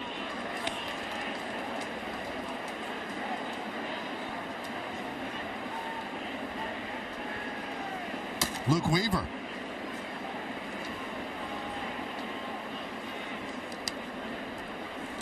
Foul back. Bichette 1 for 2. He's gotten off to a slow start. He's 4 for 27. On deck is Justin Turner. You're talking about a slow starter. Here's a guy that led the American League in 2021 and 2022 in hits. 558 since 2021, most in the American League. So, you know he's going to hit. It's just, when you start the season, obviously slow, the numbers, they don't lie. We talked about the scoreboard yesterday on when you look up and you're hitting 050. It's just not good.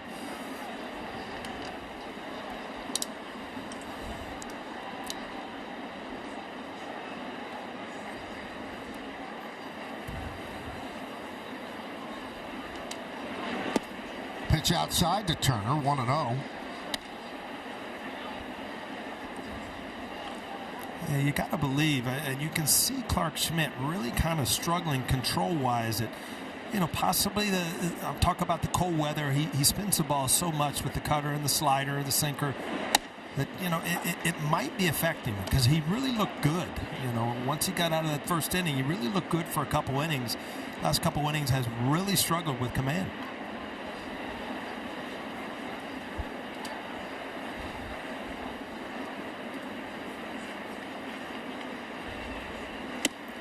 One and two. As soon as I say that, he throws a perfect pitch. Look at this two-seamer right under the hands. Not much you can do with it.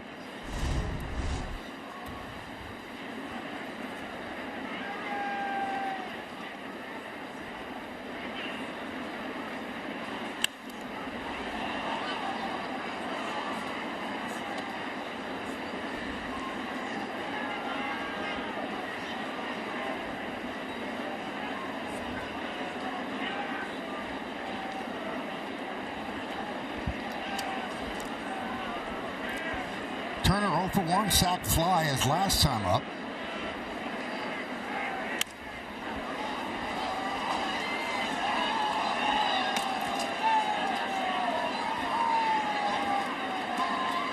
So you see Turner playing at 39, and you bagged it at 36. What were you thinking? You know what I'm thinking? I've been watching his at-bats this whole series. I mean, it's only 2 games in, but, every one of them. You can tell he knows what a pitcher's trying to do to him. He's fouled off tough pitches. And finally, Bertrand puts him away with a good ball off the plate away. Again, I think Aaron Boone going to the bullpen and out shy of finishing, or 2 outs shy of finishing the 5th. They did it to Luis Gil, 1 out shy. Wins don't mean anything for starting pitchers anymore. Wins for teams, that means something. So Schmidt's done.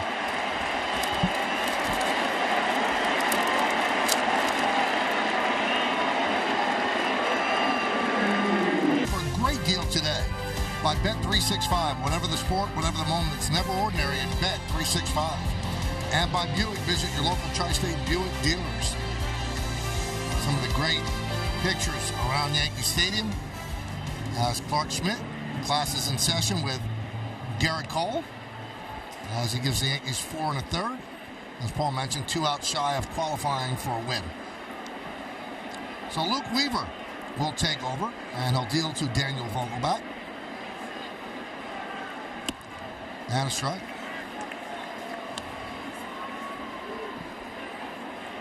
So far, Luke Weaver has picked up 2 wins. 3 2/3 innings of pitching. One of the guys out of the pen that will give the Yankees length. And quickly 0-2 on Vogelbach.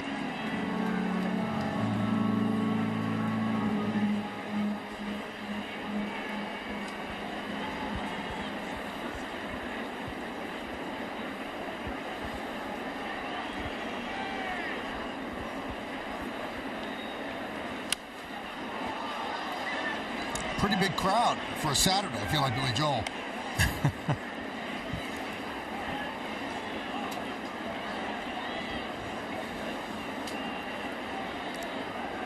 Yeah, it seems weird. I mean, from playing here and now doing the announcing, you just are not accustomed to being here at 7 o'clock on a Saturday night, huh? It's a little different. I'm sure, the Yankees have done the research and their fans like Saturday afternoon games more. And we mentioned why this is a Saturday night game, so they could have played a day-night doubleheader if the opener was rained out. 1-2 on Daniel. One of the knocks on Vogelbach when he was with the Mets is he didn't swing enough. He just took ball after ball. He was looking to walk a lot.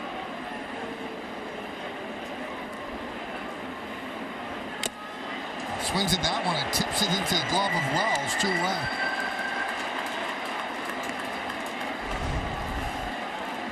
Hey, you watch Vogelbach, he's looking to do one thing, and that's to get around the ball and try to hook it into the seats. Watch the path of his bat come around the baseball a little bit. You could just see there's one thing on his mind, especially here in Yankee Stadium, is that to launch one into the seats. Clement takes up and away, 1-0.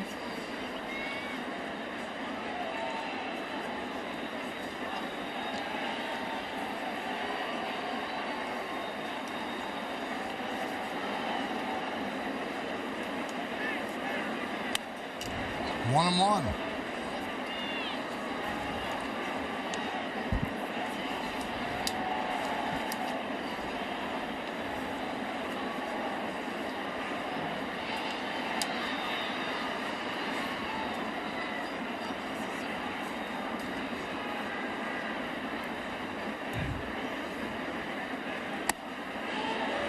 Check swing, he does not go. 2-1. And we were talking about what a series Clement had, and he really opened some eyes last year to see him check this swing. 52 to plate appearances last year with the Jays. He hit 380. And it kind of opened the eyes that, we need to get this guy in. Plays a lot of second, a lot of third, plays shortstop. Every once in a while, a corner outfield. But he talked about getting his bat in the lineup. The Jays were trying to do it.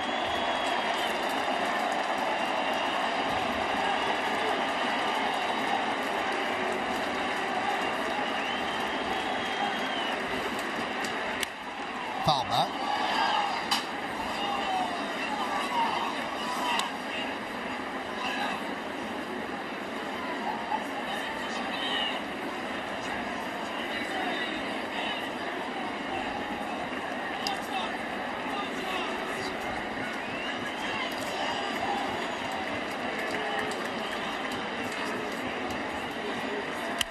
Popped up.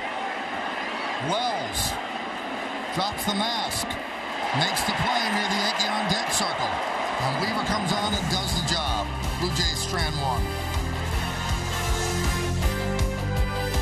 The exit velocity on his home run presented by Spectrum, 425 feet in travel, and it was 109.7 off the bat. Good for a 2-run home run. Audi scoreboard, Yankees lead 6-2. Mitch White still in there on relief of Gausman in the second. And Judge takes outside. Aaron's 2 for 2. 2-run home run in the first, punched a single right, broken back single to right in the second. And that was the first batter that Mitch White faced. 1-1.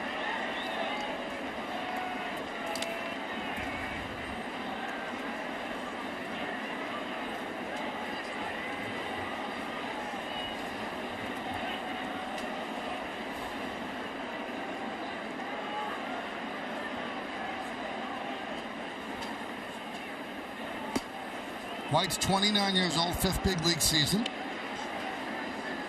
Jays got him in the 2022 right at the deadline from the Dodgers.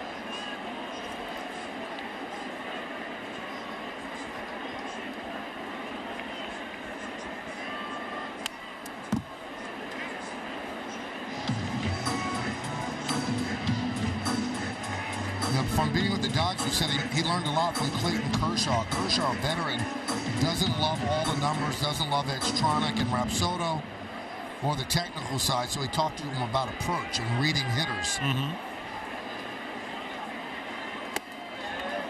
I guess there has to be a happy medium for that. I mean, the Yankees love having Andy Pettitte around for that very reason. Yeah, and Andy Pettitte really, breaks it down to how to get hitters out. He doesn't care about a break, but doesn't care about how you do it, but he'll show you ways to do it. And, analytics are great, but they're, there is another part of the game, and it's reading hitters. It's a feeling, and for managers to see that, I think it's kind of coming back to the guy. I don't think it's based on just numbers as much as it was a couple of years ago.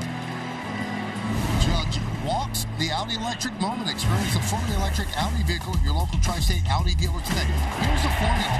Take a lot of pitches, Soto walks, Judge goes to school on that, and then connects for a long two-run home run. That'll work in every first inning for the Yankees, and then later on in the inning, going the other way using the short porch, Stanton gets a home run up the top of the wall, and that is indeed an electric moment. Get your money's worth on the electric moment tonight, huh? 3 highlights, a walk, and a couple of home runs. Not too bad.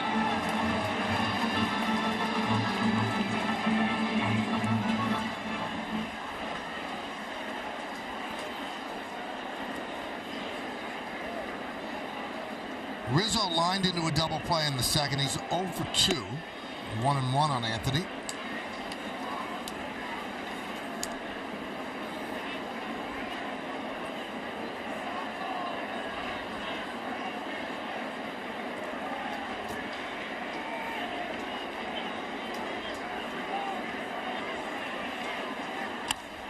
Driven deep to right field. Is it fair?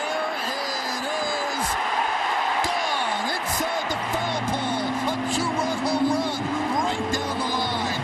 It's 8-2 Yanks.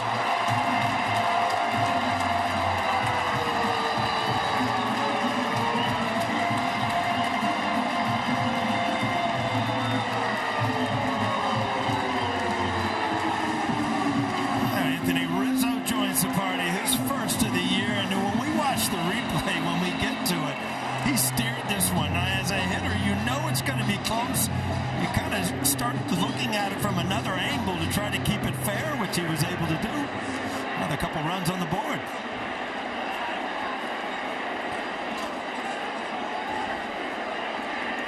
Here's Stanton.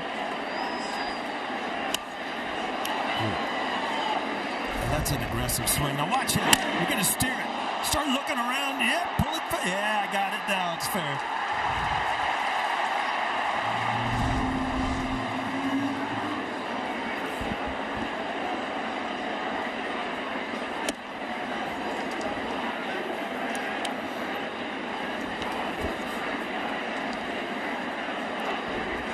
Stanton's 2 for 2.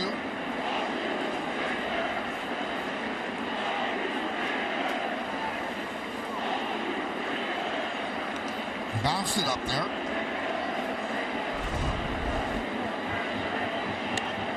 Anthony Rizzo right on top of the plate. Opens those hips. A little bit towards the label, but enough to get it out down the line.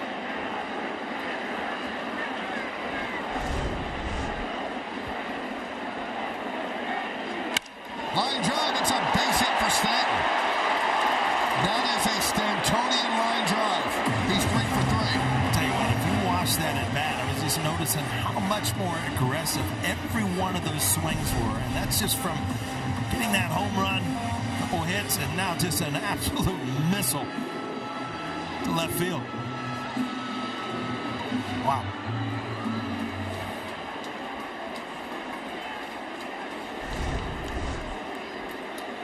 Here's Verdugo. 1-0. He was 3 for his first 24, and now 3 hits tonight. Susan? That's baseball.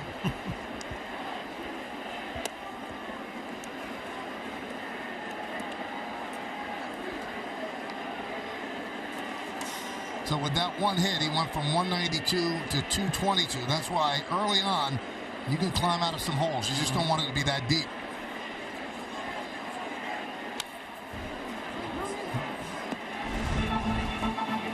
Watch Anthony Rizzo. The ball was inside, but he's so quick because he's used to opening up because he's right on top of the plate. And then you just hope you did not hook it foul just inside the foul pole.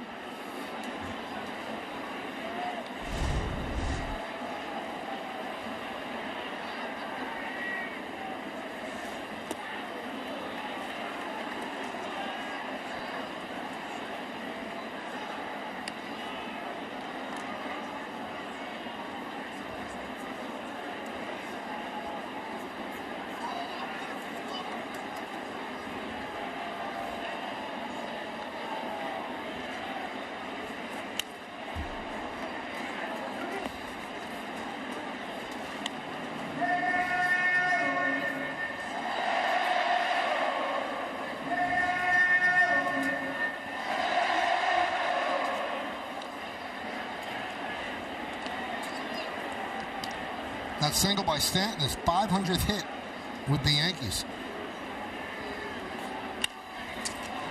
Right to Bichette. There's one. And there's two. So Verdugo bangs into a 6-6-3 double play. And that'll bring up Volpe.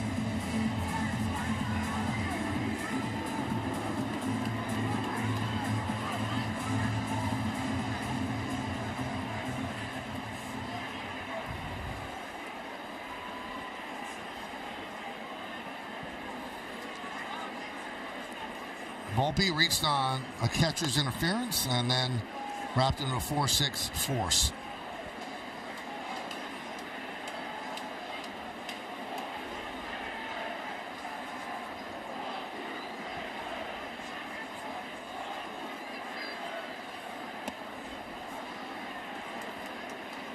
One and one. We're in the fifth inning. Yankees 8 and the Blue Jays 2, a middle game of this three-game set. Yankees with 3 home runs in this game. They didn't have an extra base hit in yesterday's game.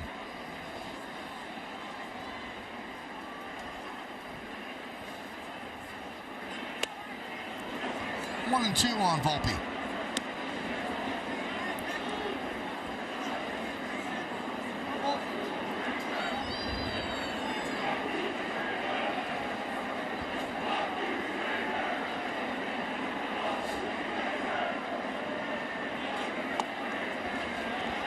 Two and two.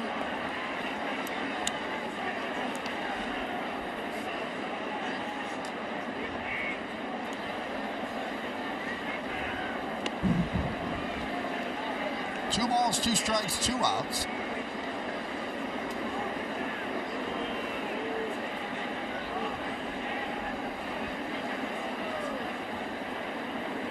Mitch White winds, kicks, and deals. Spoiled the other way and out of play. As I look at that foul ball, Michael, I'm a little mad at you because you let me say Port Authority where the Parks Authority sign is for like 5 years. Finally, you said that doesn't say Port Authority. I'll let you be you. Yeah, it's important. Sometimes it doesn't work. You got to get corrected. 3 and 2.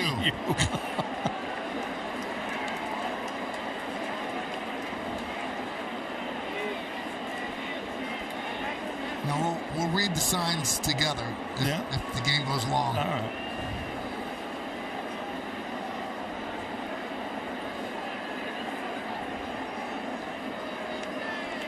And the 3-2. Still 3 and 2.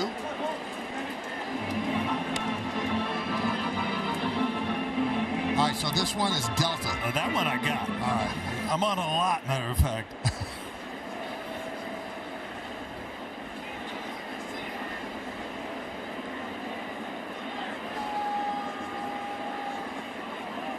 Three, 2. Strike 3. Volpe thought that was outside.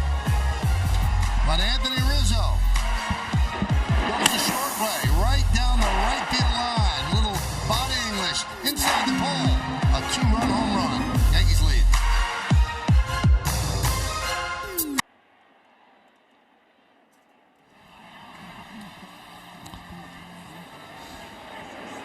Man named after you, hitting 342. O'Neill Cruz. You like that? Did you notice, though, we had Meredith had him on, and then we kind of zoomed years ago, and it's spelled with one L. Yes. But that's all right. I'll take the compliment. You definitely should.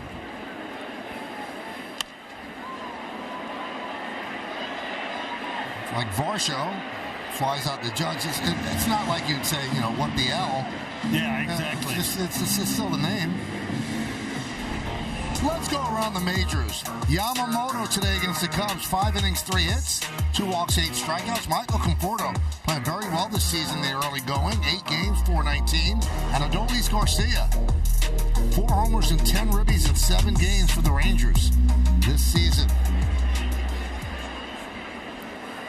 Tell you what, looking back, Michael, you're looking at Conforto's numbers, and it's just like there was nothing better than getting off to a great start. You had such a great hope for the year that, this is going to be one of those magical years. Other than, you get off to a bad start and you feel like you're digging yourself out of a hole all year. And I think it's as an individual player and also teams. A team gets off to a great start. It's just like things are going to go well.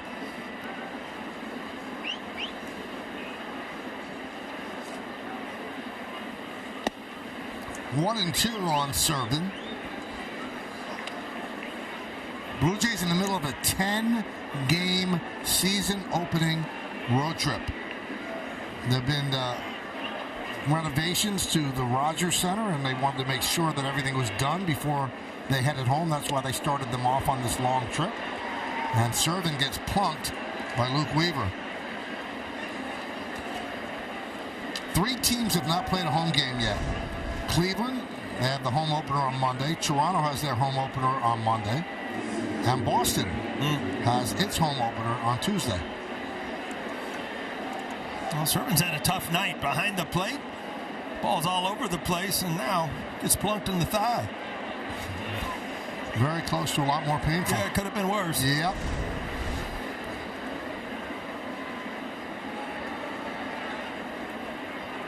You open the season on the road and you don't get crushed. That's good. Oh, yeah. Because you got 10 games now out of 81 off the schedule. And the travel comes late in the year, becomes harder because you get tired. And, you look at starts of players. I mean, you got the Marlins coming in Monday. They're 0-9 right now. Yep. That's hard to get back from. When you guys won everything in 98, you opened on the West Coast. Mm-hmm. Now, you didn't start great at 1-4, but you got those games out of the way. Right. I always love to start on the West Coast. Get a trip out of the way. It's warm weather.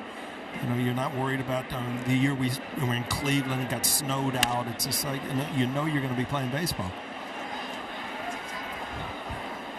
Hey, check out and follow Yes Network on TikTok for more content.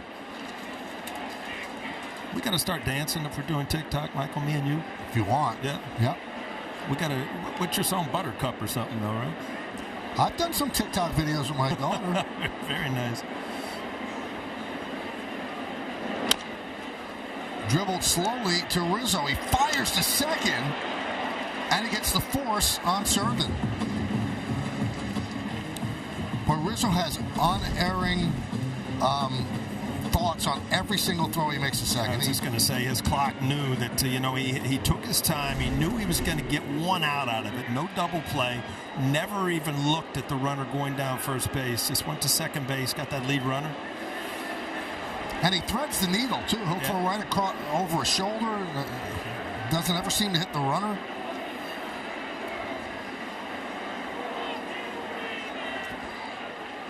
Springer with a fly ball to fairly deep right, but Soto's there, puts it away, and that'll do it. No runs, no hits, no errors, and 1 man left. We'll go to the bottom of the 6th. Means it's time to name that Yankee. All right, All-Star twice, 1,108 hits, stolen bases 203. You see the teams he played for, and the answer is Damaso Garcia. Wow. Now, he was stuck behind Willie Randolph as a second baseman. Yankees used him as part of a deal. I got Rick Cerrone from the Blue Jays to the Yankees when the Yankees tragically lost Thurman Munson in 1979. Cerrone came over and did a really good job behind the plate, but Damaso was a big part of that trade. 1-0 on Wells. Mitch White still in there.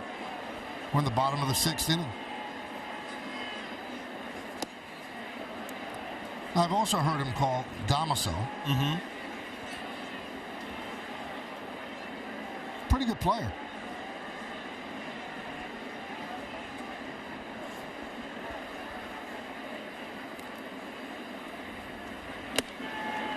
It was a tough place to be a second baseman in the American League at that time, Michael. I mean, you had Frank White, you had Willie Randolph. I mean, you had some superstars, you know, borderline Hall of Famers, Lou Whitaker. I mean, there were some great players. Pretty cool story. In 1984, Garcia made the All-Star team. See Tim Mesa warming up, and he brought his double play partner as his guest, who did make the All-Star game, Alfredo Griffin. Oh, wow. High fly ball, deep left center. Kiermaier backs up, makes the play. Oh, we got more music. Oh, here is the trade. So the Yankees got Cerrone and Tom Underwood and an outfielder, Ted Wilborn. They sent Chris Chambliss, Damaso Garcia, and Paul Mirabella to the Blue Jays. And we bring back the music our fans loved from the trivia last year. Well, anyway, so he brings Alfredo Griffin as his guest to the 84 All-Star game, which is a nice thing to do, your double play partner. Driven into left center field, Varsho is there to retire Cabrera. Well, Alan Trammell got hurt the day before the game. And because Griffin was in San Francisco, he made the team, and by making the team, it kicked in his All-Star bonus. Oh, my goodness. That's a good story. It's like one of those American Idol things where they send them home and then they bring them back. That's right. They still make it.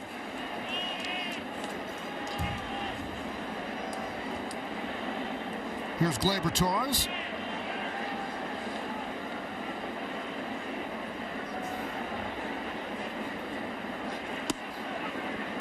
Well, Mitch White's taking one for the team here with a very short outing by Gausman. They don't want to use up the whole bullpen. So he has given them some length, pitching 2 outs into the 6th. Now with Soto on deck, they probably bring in Mesa to face Soto. So if he wants to give them this inning, he probably has to get Torres.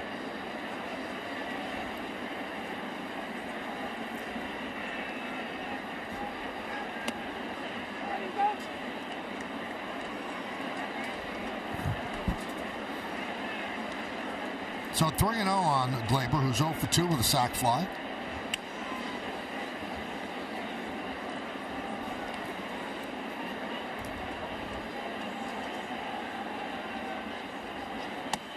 There's a strike.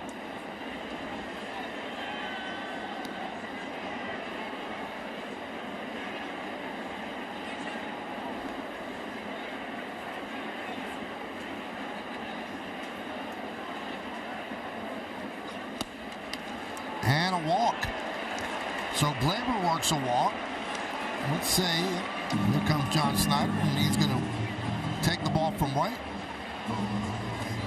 and bring in Mesa.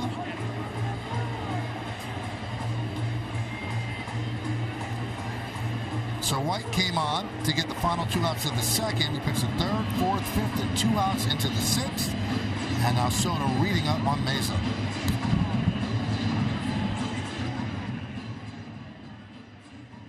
To keep climbing, and by Ford, the official SUV of the Yankees.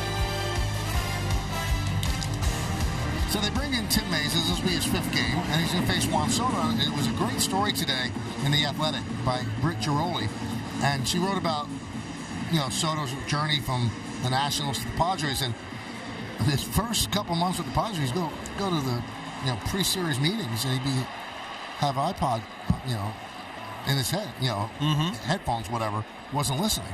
He does not want to know a lot of information, wants to react to the pitch. Earpods, I'm sorry, thank you. He just wants to react to the pitch. He doesn't want to be overloaded with information about what a pitcher's going to throw. And the Padres felt like he was not paying attention, but he wanted to block that stuff out. You know what? I've talked to Derek Jeter many times. We look fastball down the middle every single pitch. And then when you start trying to get into the pitcher's mind you've taken away your biggest strength as a hitter, and that's just to see the ball and react to it. Runner goes. No throw. And the ball blocked there by Servin. So Torres with a stolen base. Just kind of a cheat steal there, off and running, no chance. First move with a lefty, 2 outs.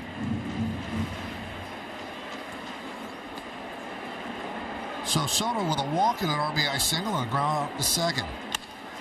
That one's lined into right field. That's going to get in there for a base hit.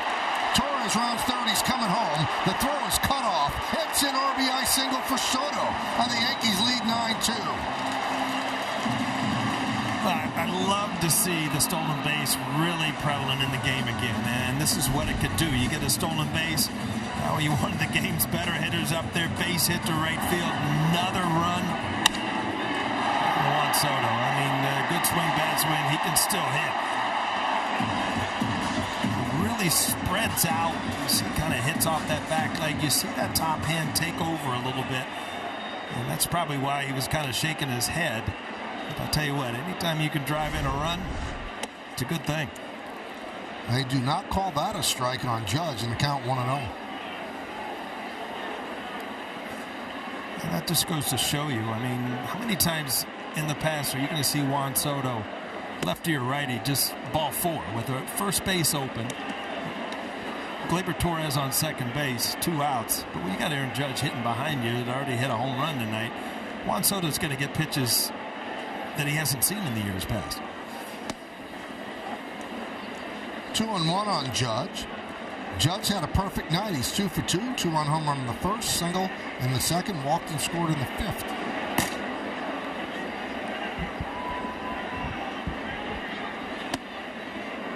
Two and 2 on Judge.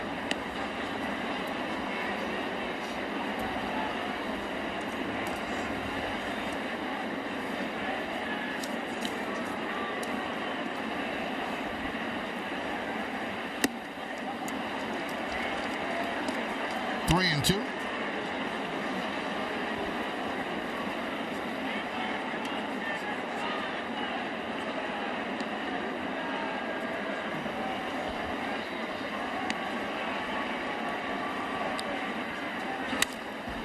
Runner is going as Judge fouls it back.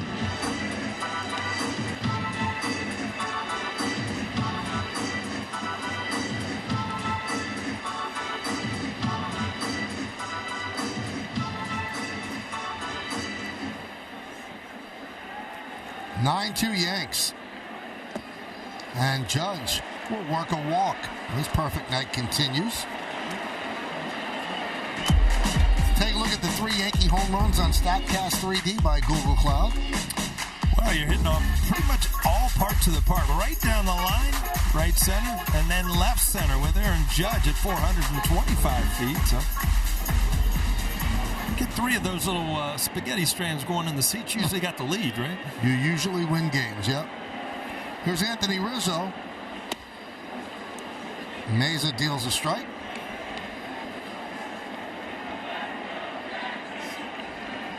Soto is on second. Judge is on first.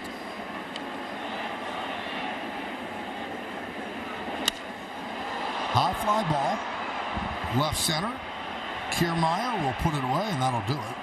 Yankees 1 run, 1 hit, and 2 men left. Let's go to the 7th.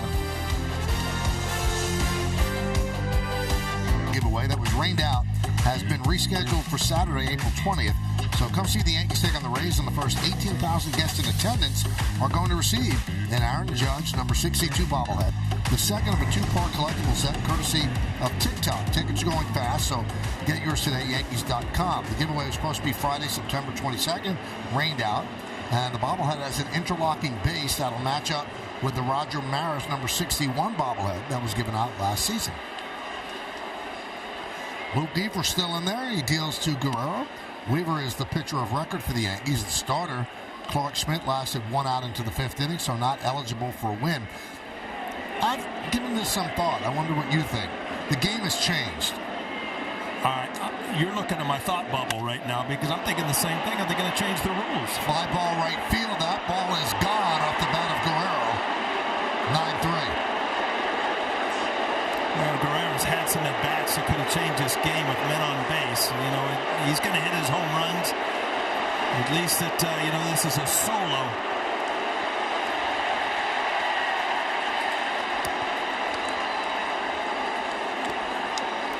Well, that's a lot of stuff to remember running around the bases. There's also a lot of stuff to do when you're down by 6 runs. Yes, yeah, I was kind of noticing the same thing.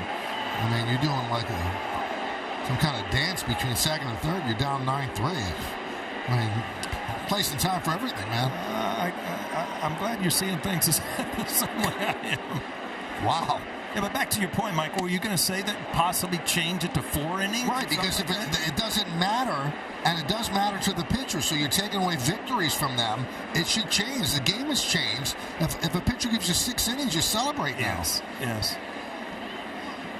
What's the scenario where it's up to the official score to award somebody a win? Right, but always the starter has to go 5 to be awarded the win. They can't get a win pitching less than 5 innings, fewer than 5 innings.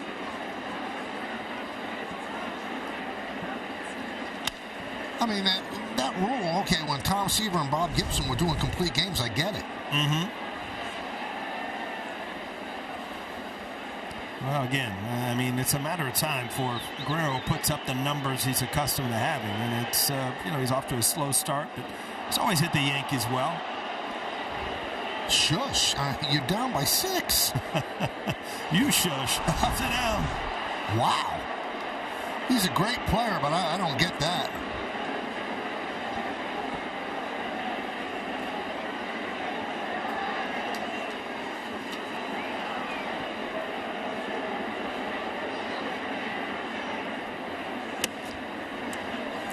The word on Guerrero, he does it every home run. That's his thing. But, you change your thing when you're down by 6 runs.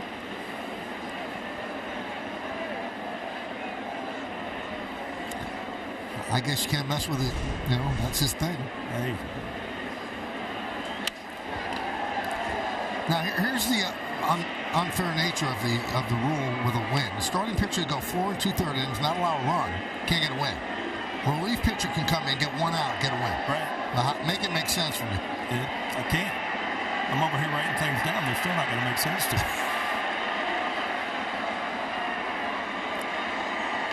Line drive. It's a base hit.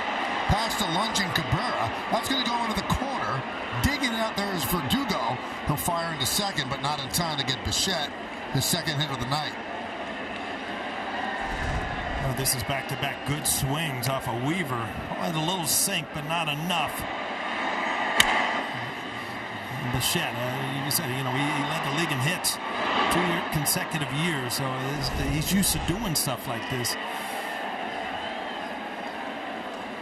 You mentioned Tom Seaver, and I saw a post from Johnny Bench today that Pat Zach passed away, and he was a big part of that Tom Seaver deal. And it was in February he lost Don Gullett. So 2 of the big red machine pitchers, Don Gullett ended up being with the Yankees in the World Series too. And became a very good pitching coach. Mm-hmm.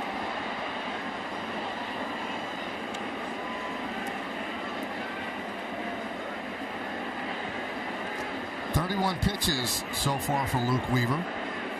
22 strikes.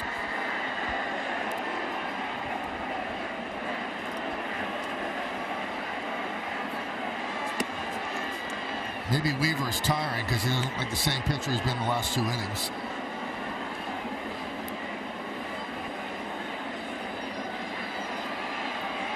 Yankees don't have anybody warming in the bullpen because Weaver is supposed to give them length.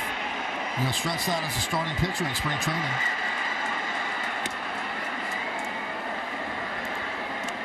Two and 1 on Justin Turner. And I've asked David Cohn if you are struggling on the mound and you're looking at the finish line, if you do peek over your shoulder to see if anybody's up in the bullpen or nobody's up, it's like, I better bear down here. There's no help out there. 2 and 2.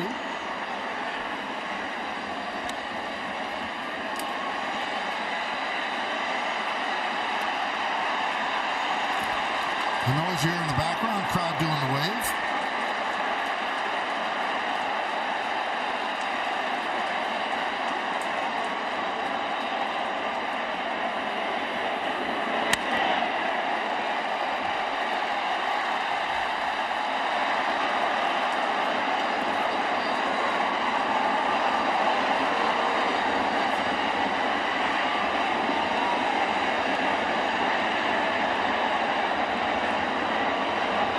It's a good wave, Mike. This crowd is they're on top of everything tonight. I know you're not a fan, but that was a pretty good wave going around. Listen, Paul, I just want people to be happy. Yeah? I don't pass judgment anymore. Except for me? No, I want you to be happy, too. I know you're happy sitting here with me. Absolutely. Although Saturday night's a big date night for you and Neville, I know. There's a table for two that's empty tonight.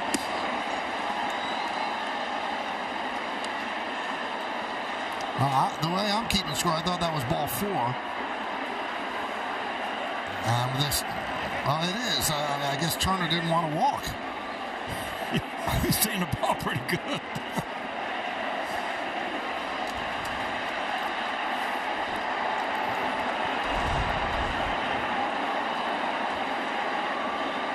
I'm sure he wasn't waiting to see if that was a strike. Grillo knew.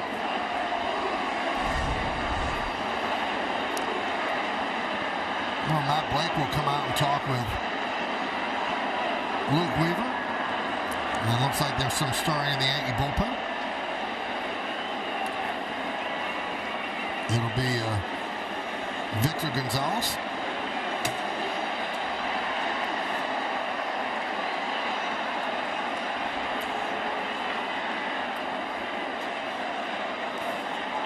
Remember those things, Michael. Those are those little hot packs. Oh, look at that. That's a trick. That guy can do everything.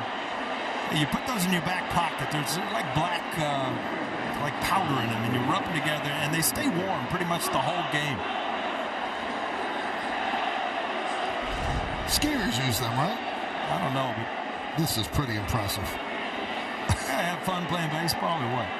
If you're that good, you should. Yeah.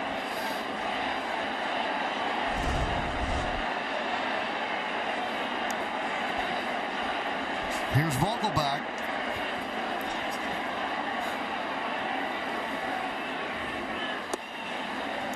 Did he go? No, he did not.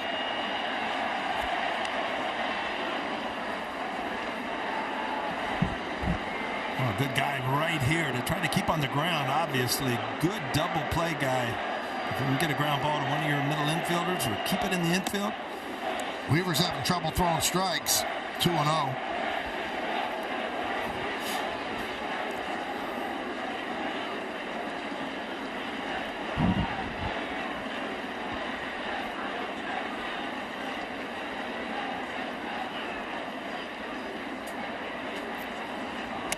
3-0.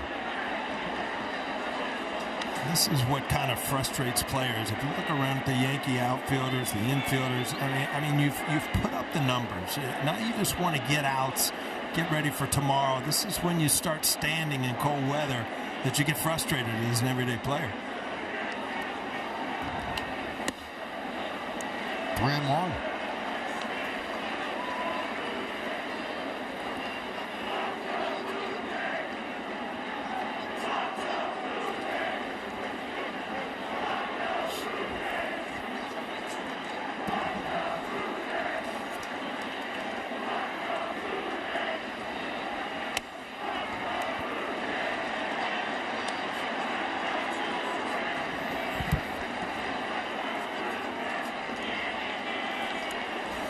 Two on Vogelbach.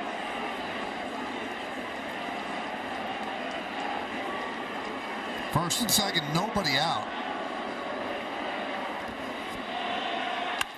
That one is drilled to right field and deep. Going back is Soto, and it's going to be off the base of the wall. Bichette around third. He's coming home. No throw. Moving to third is Turner. Vogelbach with an RBI double, and now it's 9-4 Yankees. Yeah, this is the first ball. It was hit well. I mean, ball up in the strike zone, had a little top spin on it, but it's the first ball that you saw Juan Soto really not know where he was as an outfielder. You see that ball way up in the strike zone. Kind of stutter steps there, then kind of reaches, not really knowing where the wall is. And again, your home ballpark, you're going to play a lot of games here, much more comfortable. But so far this year, he's played very good defense. Here's Clement. Yankees have the bases second and third for the Blue Jays, and they have their infielders back. Clement with a couple of doubles already. He's really been the toughest out in the lineup these first 2 games. The pinch hit yesterday, the big home run, and a couple doubles tonight. Second and third, nobody out. Yankee lead is 5. 0-2.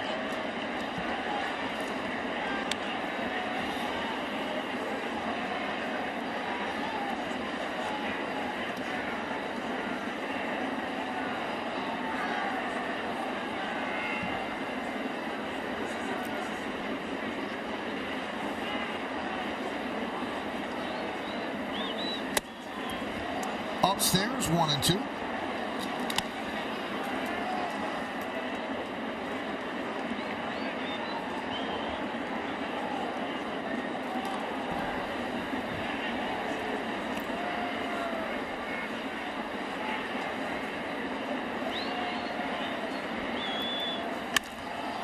High fly ball.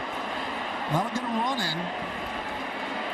Judge makes the catch. Tagging and scoring is Turner. Vogelbach stays put at second. Sac fly for Clement, and it's 9-5 Yankees. And here comes Aaron Boone. So this is going to be the end of the night for Weaver.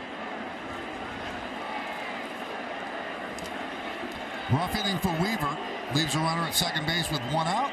Yankees will call on the lefty Victor Gonzalez with Varsho coming up. Yankees still up. $11 a month to the Tunnel to Towers Foundation at T2T.org. Look at that. Huh? That's a pretty nice city. That's not even a doctored up picture. That's just real. That's real. That's real life. All right. You see Gonzalez's number. You got to tell me something, Michael. This has to be a mistake. What? I was watching the news last night, and they were talking about the earthquake. Mm-hmm. And they said, yeah, there's over 1 million buildings in Manhattan. There can't be 1 million buildings. That sounds like a lot. Yeah, I think they misquoted or missed a decimal point or something. 1 million buildings. Wow. I don't know. I don't think so. Davis Schneider is pinch hitting for Varsho.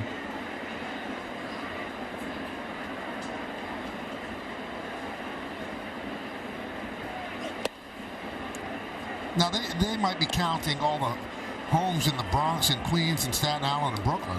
Wow, James has said 1 million buildings, including all 5 boroughs. All right, so you were thinking of Manhattan. Yeah, it's all 5 boroughs. Yeah. Still, 1 million's a lot.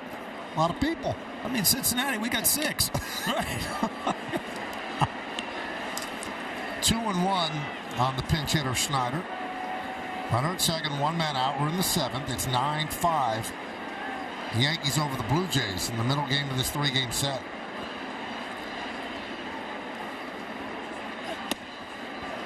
Two and 2.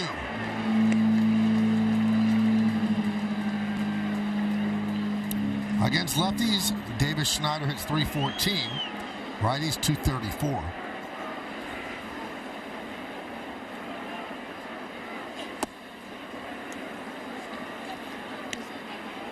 Three and 2.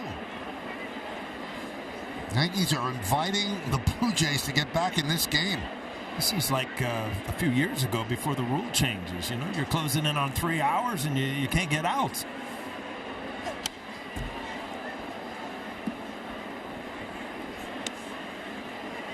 Alejandro Kirk will pinch hit for Servin.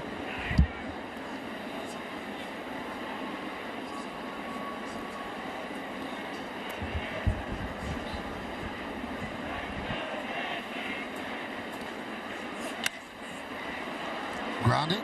DeVolpe, he's going to get the big man in a rundown. Tagged out is Vogelbach for the second out. He tried to advance. I didn't like Vogelbach's chances of getting out of a rundown. No, that was not good.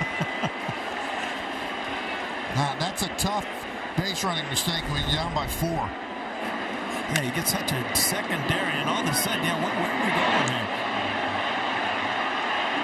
6 by 4 is how you score it. A heads-up play by Volpe. I mean, if he keeps his... As soon as the ball's hit, he assumes he's going to first base, and then he's sort of go back in the middle of the baseline. I mean, Paul could tell you this better than I can. You don't advance when a ball hit in front of you, and that was hit way in front of him. Yeah, when you're down 4 runs in the 7th inning, it's base to base. I mean, you know what? Major leagues, little leaguers, you make mistakes sometimes.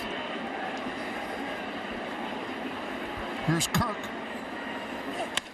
And there's a ground ball to second. The flip to second, and that will do it. And Gonzalez comes on and does a nice job. But the Blue Jays do score 3 runs. They leave 1 on base at the end of 6.5 innings of play. The Yankees are up in this one, but we'll stay right here as they honor America here in the Bronx.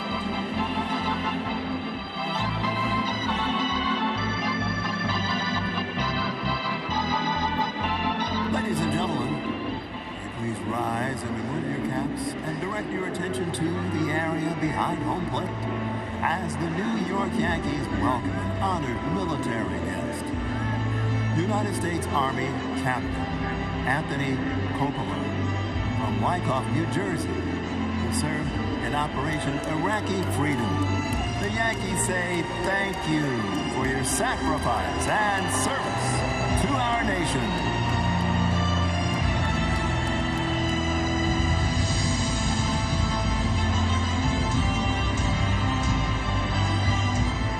And now, Robert Merrill's rendition of God Bless America.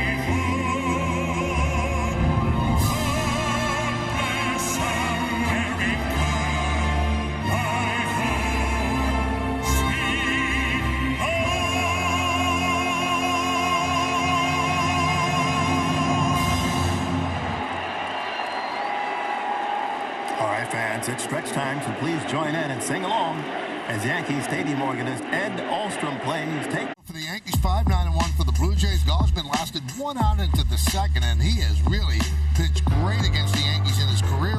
Guerrero with a home run. Clark Schmidt 1 out into the 5th, and Aaron Judge having a big night. Hard throwing Nate Pearson in for the Blue Jays.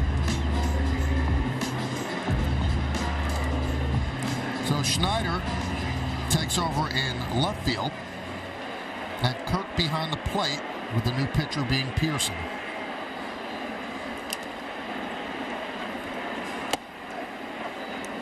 And there's a strike to Stanton. Stanton, 3 hits tonight.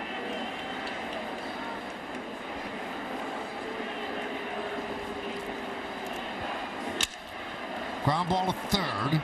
Turner. 1 away here in the 7th.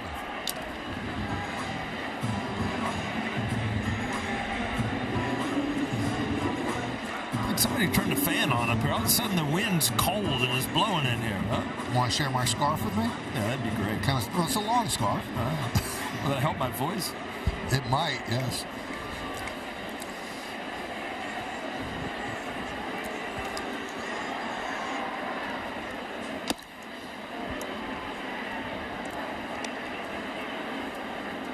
I got to tell you, I like that chain.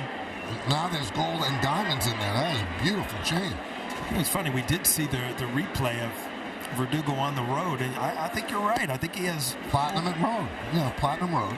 Gold home. Yeah, home and road jewelry. It's pretty cool. But I think the diamonds are overwhelming the gold there, so I would call that a diamond necklace.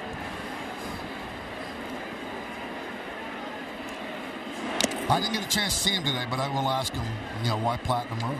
All right. I'll be here early tomorrow to get the info. Oh, good. Oh, we're 1:35 tomorrow, right? Yes, we are. Oh, little day game. Guys, he has some more chains hanging in his locker. He can't wear them all out there, including the big 24 chain encrusted with diamonds. And somebody asked him whether or not he's ever going to wear that in the game. And he said, only if I have a really good dentist, because if that thing hits you the wrong way, you're going to knock out some teeth. Exactly. But on it, Paul, find out exactly how he decides what chain to go with on a daily basis. Yeah, if you're hanging those things in your locker, you trust the guys around you, right? I would hope so. They're his teammates. Maybe I don't trust you guys. I don't think I'd hang a denim jacket in here. You know what? We used to have valuable boxes. Now I guess you just hang them in the locker. Well, he might lock it up when he goes on the field. I don't know. I'm only allowed in there, Paul, during certain times. Hey, I tell you one thing. Are you as impressed as I am? When I took a little road trip yesterday down in the locker room, I mean, they've got a new diner. They got neon lights. It is absolutely beautiful for the Yankees clubhouse. Looks great so far. Now, Paul, I don't know if you believe this. You're allowed places that I am not allowed, so you probably have an even better look at what's going on in there. Like the shower room or stuff like that? I would assume behind the curtain where I'm not allowed to go, the rest of the media are not allowed to go. You can go because you have a plaque out there in Monument Park. That one is lined to Bichette. Tries to get the double play, but Verdugo's back.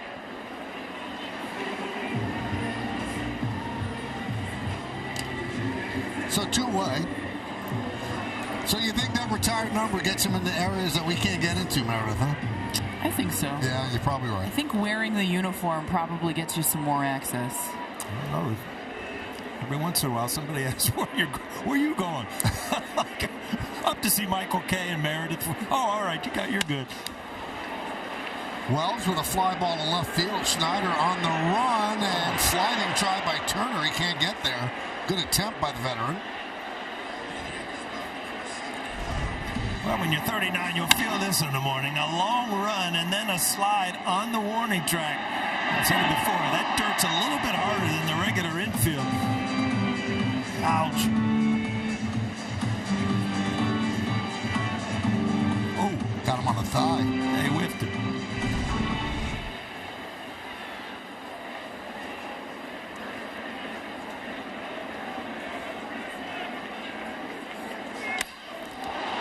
Fly ball, left center. Kiermaier back, makes the play to retire Wells, and that'll do it.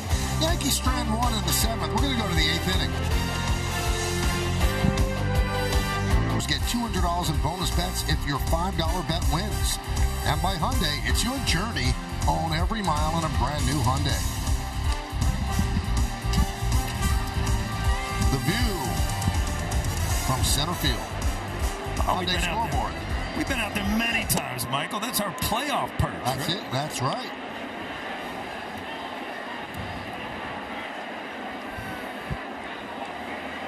Kind of the same weather, too. When we get out there for the playoffs, it gets a little chilly. Driven out to right field. Soto on the run. He makes the play to retire. The pinch hitter, Isaiah Kiner-Falefa. You see that ball? Soto threw. He just threw a fly ball in, just for fun.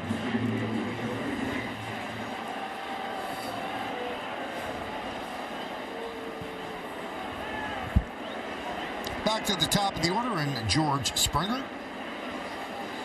Springer, a couple of hits and 3 at-bats. Came into the game 4 for 28 on the season.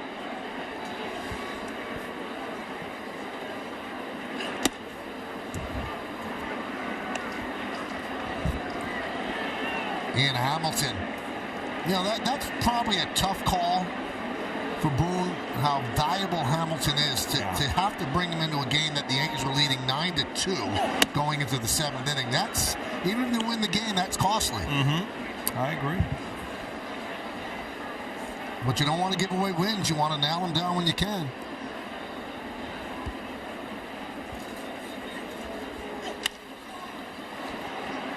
Verdugo.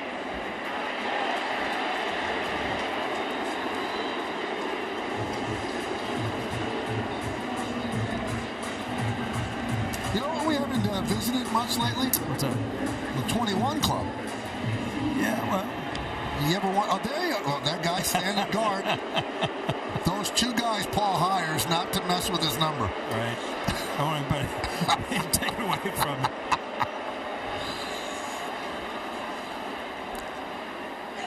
Guerrero swings and misses. You know what tonight was, Michael? It's been a long off season. I got back up to the booth, and our producer, Troy Benjamin, sent up a pizza. I haven't had a good slice of New York pizza in a while. You're unbelievable. Oh, Paul plans these things. I'll let you inside a little bit. I'm driving to the ballpark. I'm on the Deegan. The text goes off. What are you doing for dinner? I said, nothing. I don't think about that stuff. Oh, you gotta think that's the best time of the day. See, but you love food. I just eat it to survive. Really love it.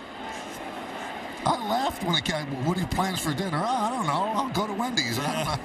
You know what? I start planning dinner like at 10 in the morning. Yes, I know. Neverly tells me. She absolutely doesn't get it. Says, I don't care what I eat. I said, I do. So where are we going? Who are we meeting? Let's go. You love the food bazaar, don't you? I just like a schedule. You do.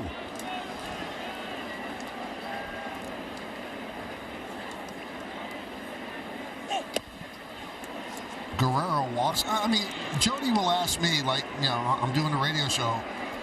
What do you want for dinner? I said, okay, I'll get something out of the refrigerator. I'll just grab it like a sandwich. That's just not right. What do you mean it's not right? I mean, it's the best time of the day is a dinner, right?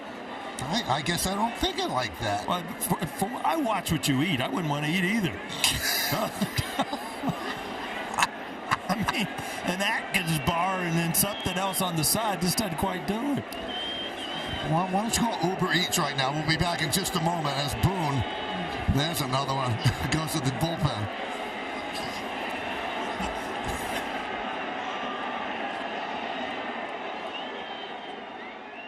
One of the great things you get at the stadium. Lobel's is one of my favorites at the ballpark. A little barbecue sauce to heighten it. Oh, look at this ball. Wow. This is a dream of yours. Little 99 burger. Oh, look at that milkshake. A Mr. Softy has made his way to the stadium. And then we got some dry-aged beef. You know, we could go all night with this. Look at all this stuff. Not the old just cotton candy and hot dog. No, those are the old days. These are the new days. Here's Ian Hamilton. Has not walked a batter, struck out 7 and 5 2/3. He's been very, very good. And you know what? He is going to be so much more important in that bullpen, you know, after losing Loaisiga. Right. I mean, there's no doubt now that Loaisiga, you know, you really can't count on him at any point of the year with that type of injury. So there's always a surprise. The Yankees are very good at bringing up guys and finding guys at keys. Brian Cashman and, you know, the minor leagues, they find guys that help them in the bullpen, Hamilton being one of them. And they're going to have to dig deep and find some more help because that bullpen, as you said, coming into the game is a huge part of the way they play the game. Pitch outside to Bo Bichette. Bichette with 2 hits and 3 at-bats, also walked.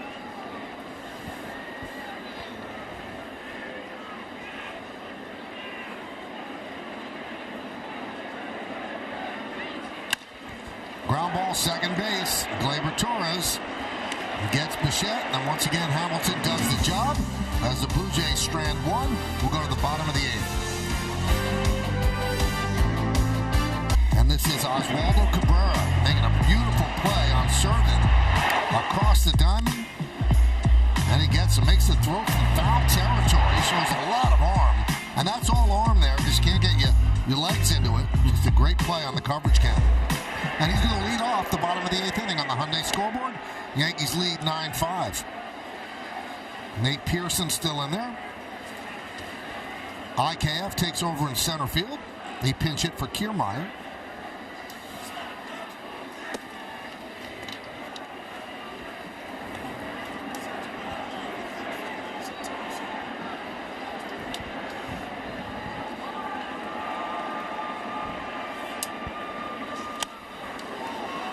Crowd of 42,250 at the ballpark on this Saturday evening. Many of them have headed for the exits as it's kind of chilly. Hardy souls that brave some cold weather. Did you mind playing in cold weather? You know, it depends. Early in the year, you expect it.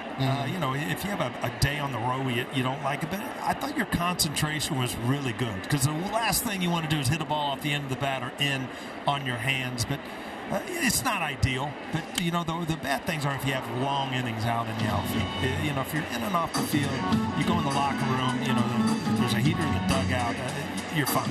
But it's the long innings standing in the outfield. But once you hit a ball off the end of the bat early in the game, you could lose your hand for the rest of the game. You didn't mind cold weather in October, though. That was fine. That's perfect. Yeah. That's what you wanted.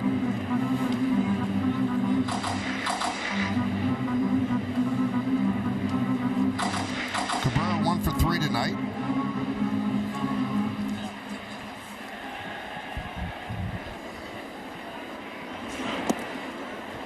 And the count is full at 3-2.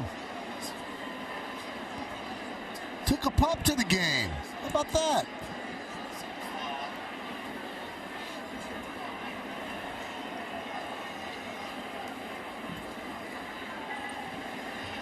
Dogs have taken over the world, you know? You think so? Yes. Interesting. I live in Florida where you go to a restaurant, half the customers are dogs. Now, you lost your little dog. Have you replaced him? No. 17 years of dogs, that was enough. Really? I grew up with big dogs, and we had the little dog. My kids have dogs now, and grandkids. So These are grand dogs for you. yeah, exactly.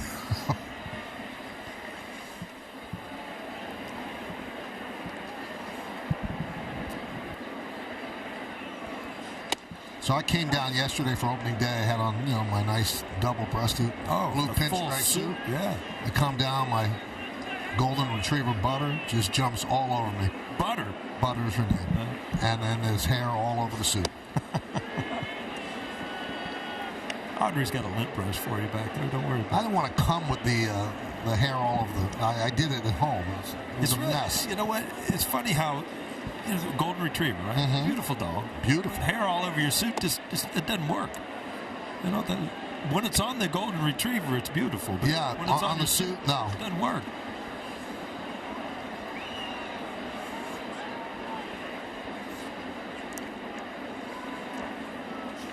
That one is lined to right field off the bat of Torres. It's a base hit. That is going to go to the wall. Torres rounds first. He'll go to second. Springer gets it in, and Torres gets a double. Folks, good hitting is fun to watch. I mean, when you do what you're supposed to do, this ball's supposed to be up and in, but it's down and away. Wow. Line drive to right field. High leg kick, kind of glides towards the ball, but does not lunge. It just allows him to really drive through the ball the other way.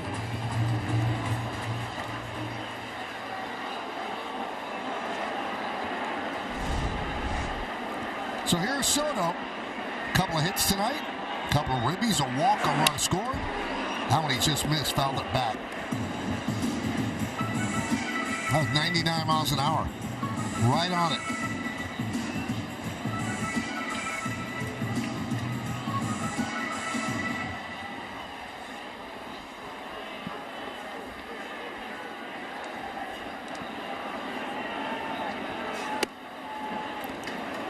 Oh, 2.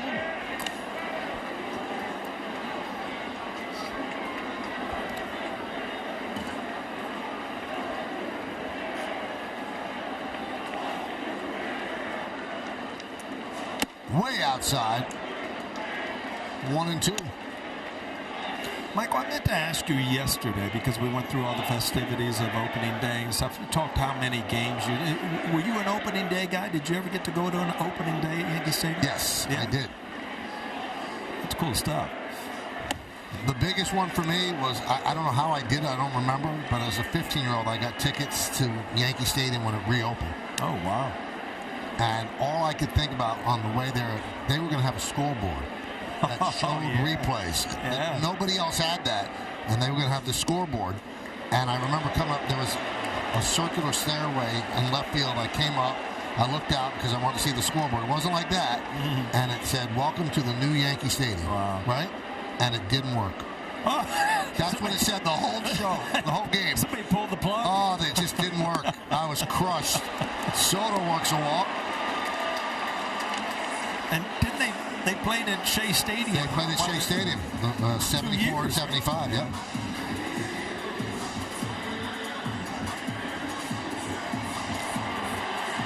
And then I came to an opening day against the Texas Rangers, and Bobby Mercer was back with the Yankees after being traded to the Giants and then the Cubs, and he hit a pinch hit grand slam home run. Here's Judge, perfect night, 2 for 2, 2 walks. Yankees have runners on first and second. There's a strike, 1 man out here in the bottom of the 8th.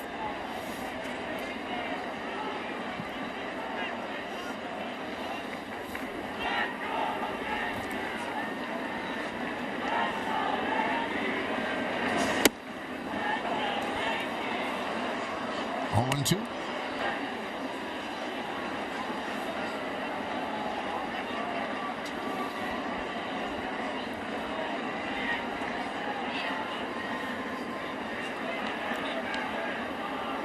And the pitch. In on the hands, 100 miles an hour.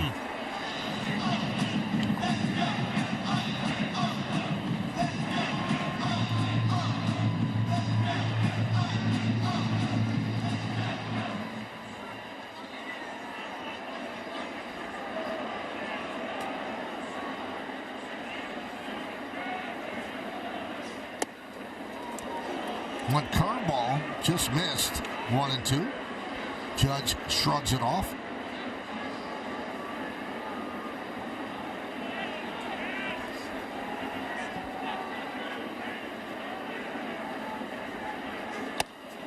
Strike 3.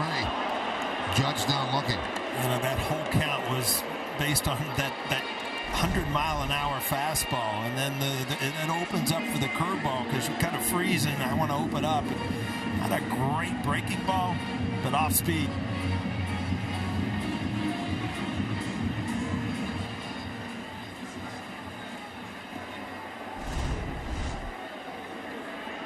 Here's Anthony Rizzo. 2-run home run right down the right field line. Snaking around the foul pole. That was in the 5th.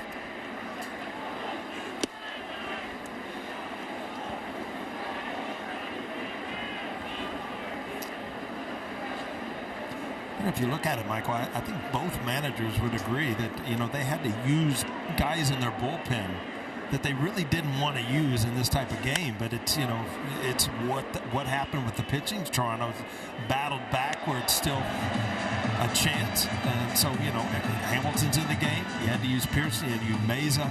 Guys that, you know, you've kind of wiped out the bullpen with the day game tomorrow.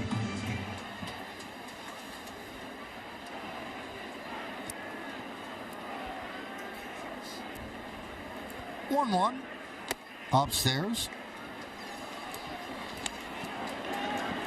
Got a little bit of a look-alike for you, Paul. Nate Pearson and Chicago White Sox era Goose Gossage. You know what? I can almost see that. Especially the sideway look. Before Goose grew that long mustache. Can't get over your story yesterday about Goose fighting in the shower. Yep.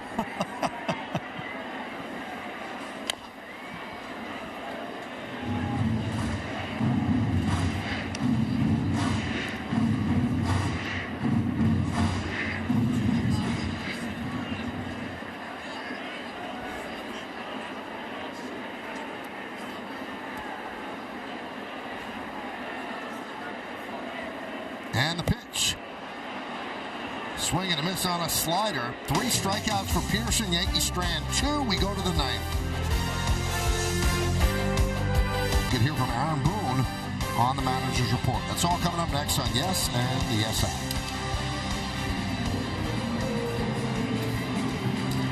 So Ian Hamilton will try to get the final 3 outs and even this series up at a game apiece and give the Yankees their 7th win of the year, but 3 outs to go. And it'll be 4, 5, and 6 in the Blue Jays order, starting with Justin Turner.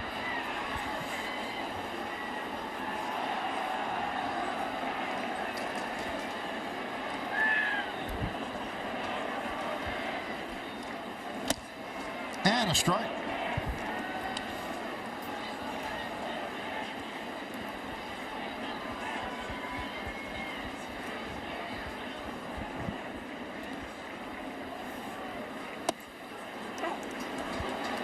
0-2.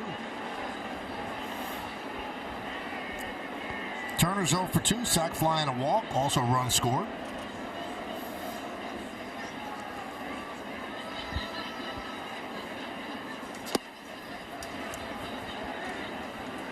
Hamilton throws hard and then also features that Slombio slider and a change.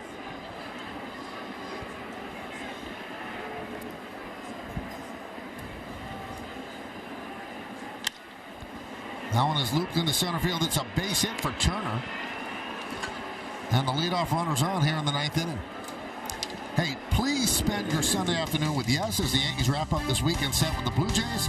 Coverage begins at 12:30 with Audi batting practice today in the pregame with first pitch scheduled for 1:35 on Yes and the Yes app. And remember, if you get Yes on TV, then you get the Yes app for free or sign up for a subscription. Here's Vogelbach. RBI double over the head of Soto his last time up. He's 1 for 4.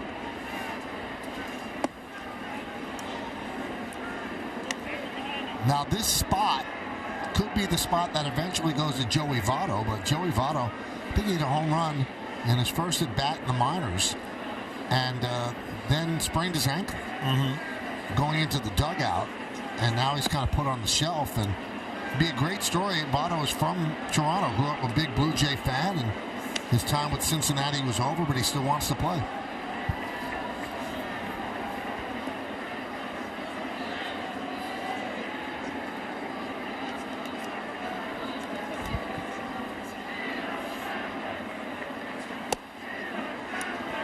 Two on one. In a game that you were leading 9-2, you have to get your closer up, Clay Holmes. So these are little victories, even if the Blue Jays don't win. The Yankees have gotten up some high leverage guys. One of them's in the game right now. And now you're warming up Clay Holmes. And this is not a knock on Aaron Boone or Matt Blake. You want to win the game. You want to nail it down, but you never thought you'd be in this position. But Luke Weaver running out of gas the way he did kind of put them in this position. That's become a little bit more of a nail biter than you thought it was going to be. 3-2 on Vogelbach. Aaron Boone has to know this tomorrow with Luis Gil throwing that, who's going to be available? Who do I have? How far do I need to get before I can go to the bullpen? Popped up behind the plate. And out of play. That's the budget. So they used Birdie for 24 yesterday, Santana for 37, Caleb Ferguson for 17. Thursday was an off day for all. So, I mean, the bullpen's in pretty good shape, but if you use Hamilton and Holmes now, you can use them again tomorrow, but they can use them Monday against New Orleans. So you got to think days ahead. And Vogelbach works a walk, and just like that, the Blue Jays have runners on first and second and nobody out.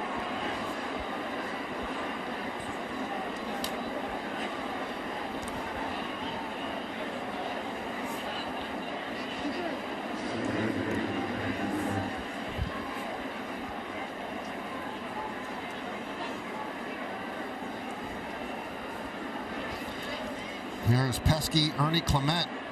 2 for 3, sac fly, run scored. A couple of doubles. Sky the other way and out of play. I think the game's changed a little bit, Michael. You're down 4 runs. Runner before just walked. You look at his home run from yesterday, a big pinch hit off the bench. Ended up being the go-ahead run. But then you know, instead of trying to work a walk, you come up swinging first pitch. First 2 pitches. Quickly 0-2.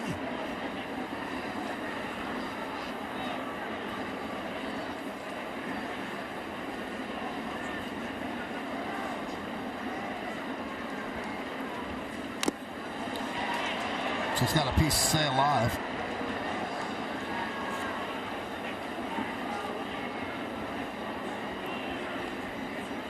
It's like they walked into a time warp, Mike. We're back to 3.5-hour games, huh? Yes. I was thinking the same thing like the old days. Long counts, working counts, a lot of traffic on the bases. That's what happens.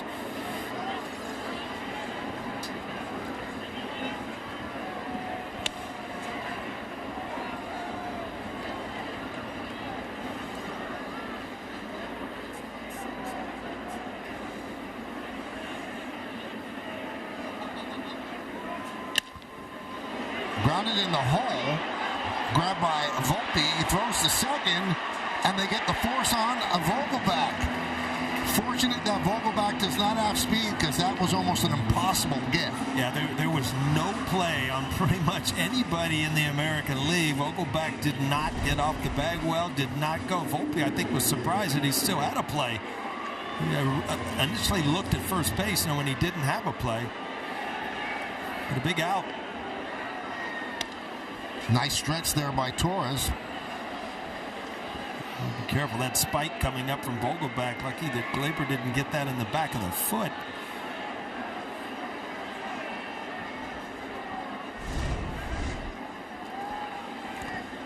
There's Davis Schneider. 2 home runs this year.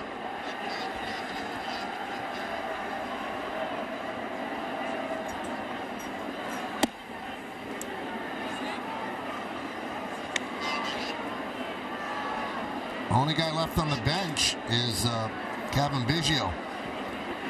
They've used IKF, Kirk, and Schneider. 1-1.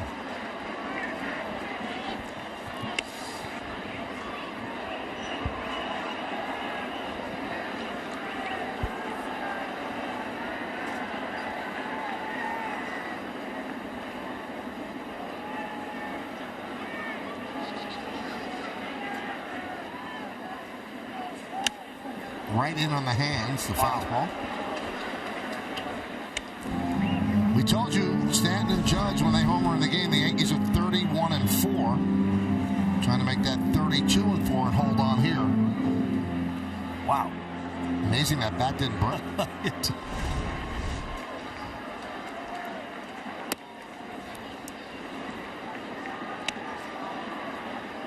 Now, what you're doing here, with the pitch count going up, you might not have Hamilton for more.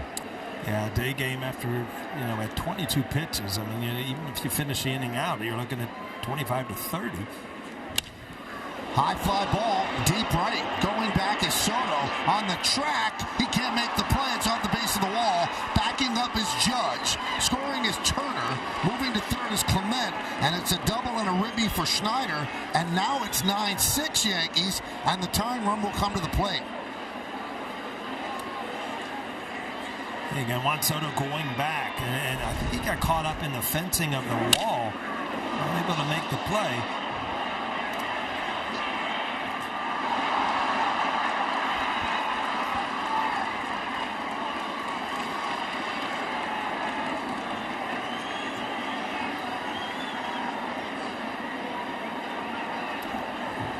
Might hurt himself or just had the wind knocked out. Looking at his hand. Yeah, you grab that fence going into it, and sometimes your fingers can go through the chain link part of it. Yankees go to their closer. His bare hand since attempting to make that catch. He jammed it up against the fence, which is in front of the video board. Kept massaging it as he was talking to Verdugo and Judge. Stays in the game. Clay Holmes deals to Alejandro Kirk. And there's a strike 0-1. So now it's a save situation. Holmes has been near perfect. The one game he quote-unquote blew was because of an error by Volpe. They had great stuff against the Diamondbacks. Yankees ended up winning in 11 innings. So he got the win in that one rather than the save. Clement's at third. Schneider's at second.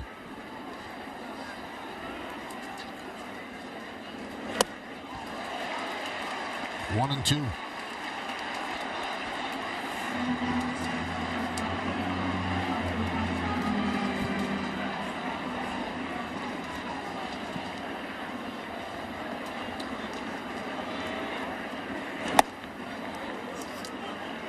Been using the slider a lot this year. Obviously, his power sinker is the money pitch, but When he can throw that slider for strikes, he's so much tougher than just throwing that one.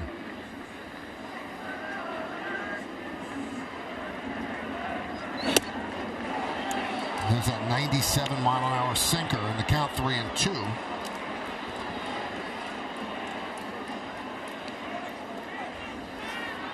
Well, you got to stick with your strength here, Mike. You talked about that sinker. I mean, you've got to throw it for a strike here. Try to keep Kirk on the ground. He does up the middle. Fielded there by Volpe. A run will score.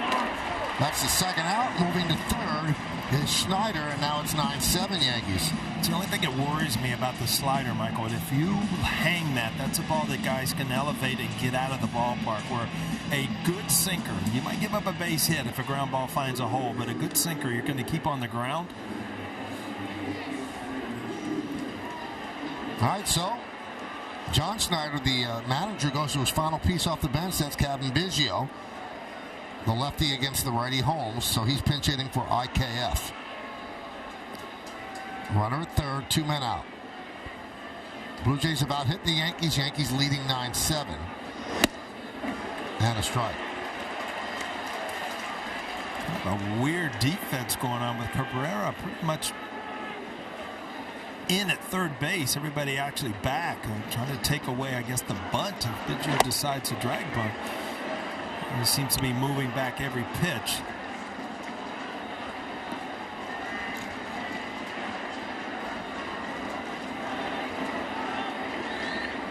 One. Popped up behind the plate, not a play.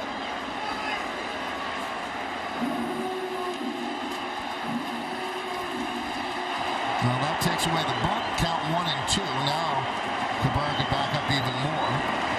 Yankees a strike away from nailing this down.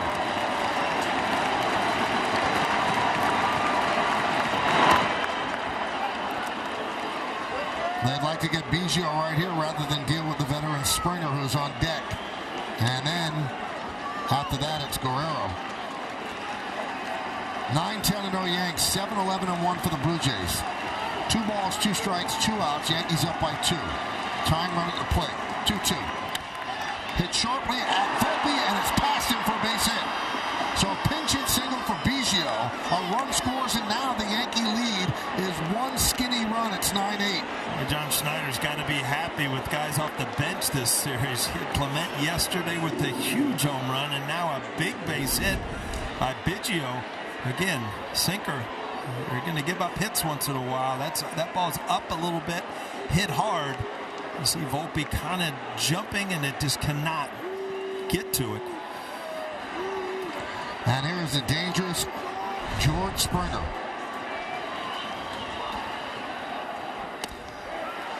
Slider for a strike. Biggio is the tying run at first base. Can the Yankees hold on?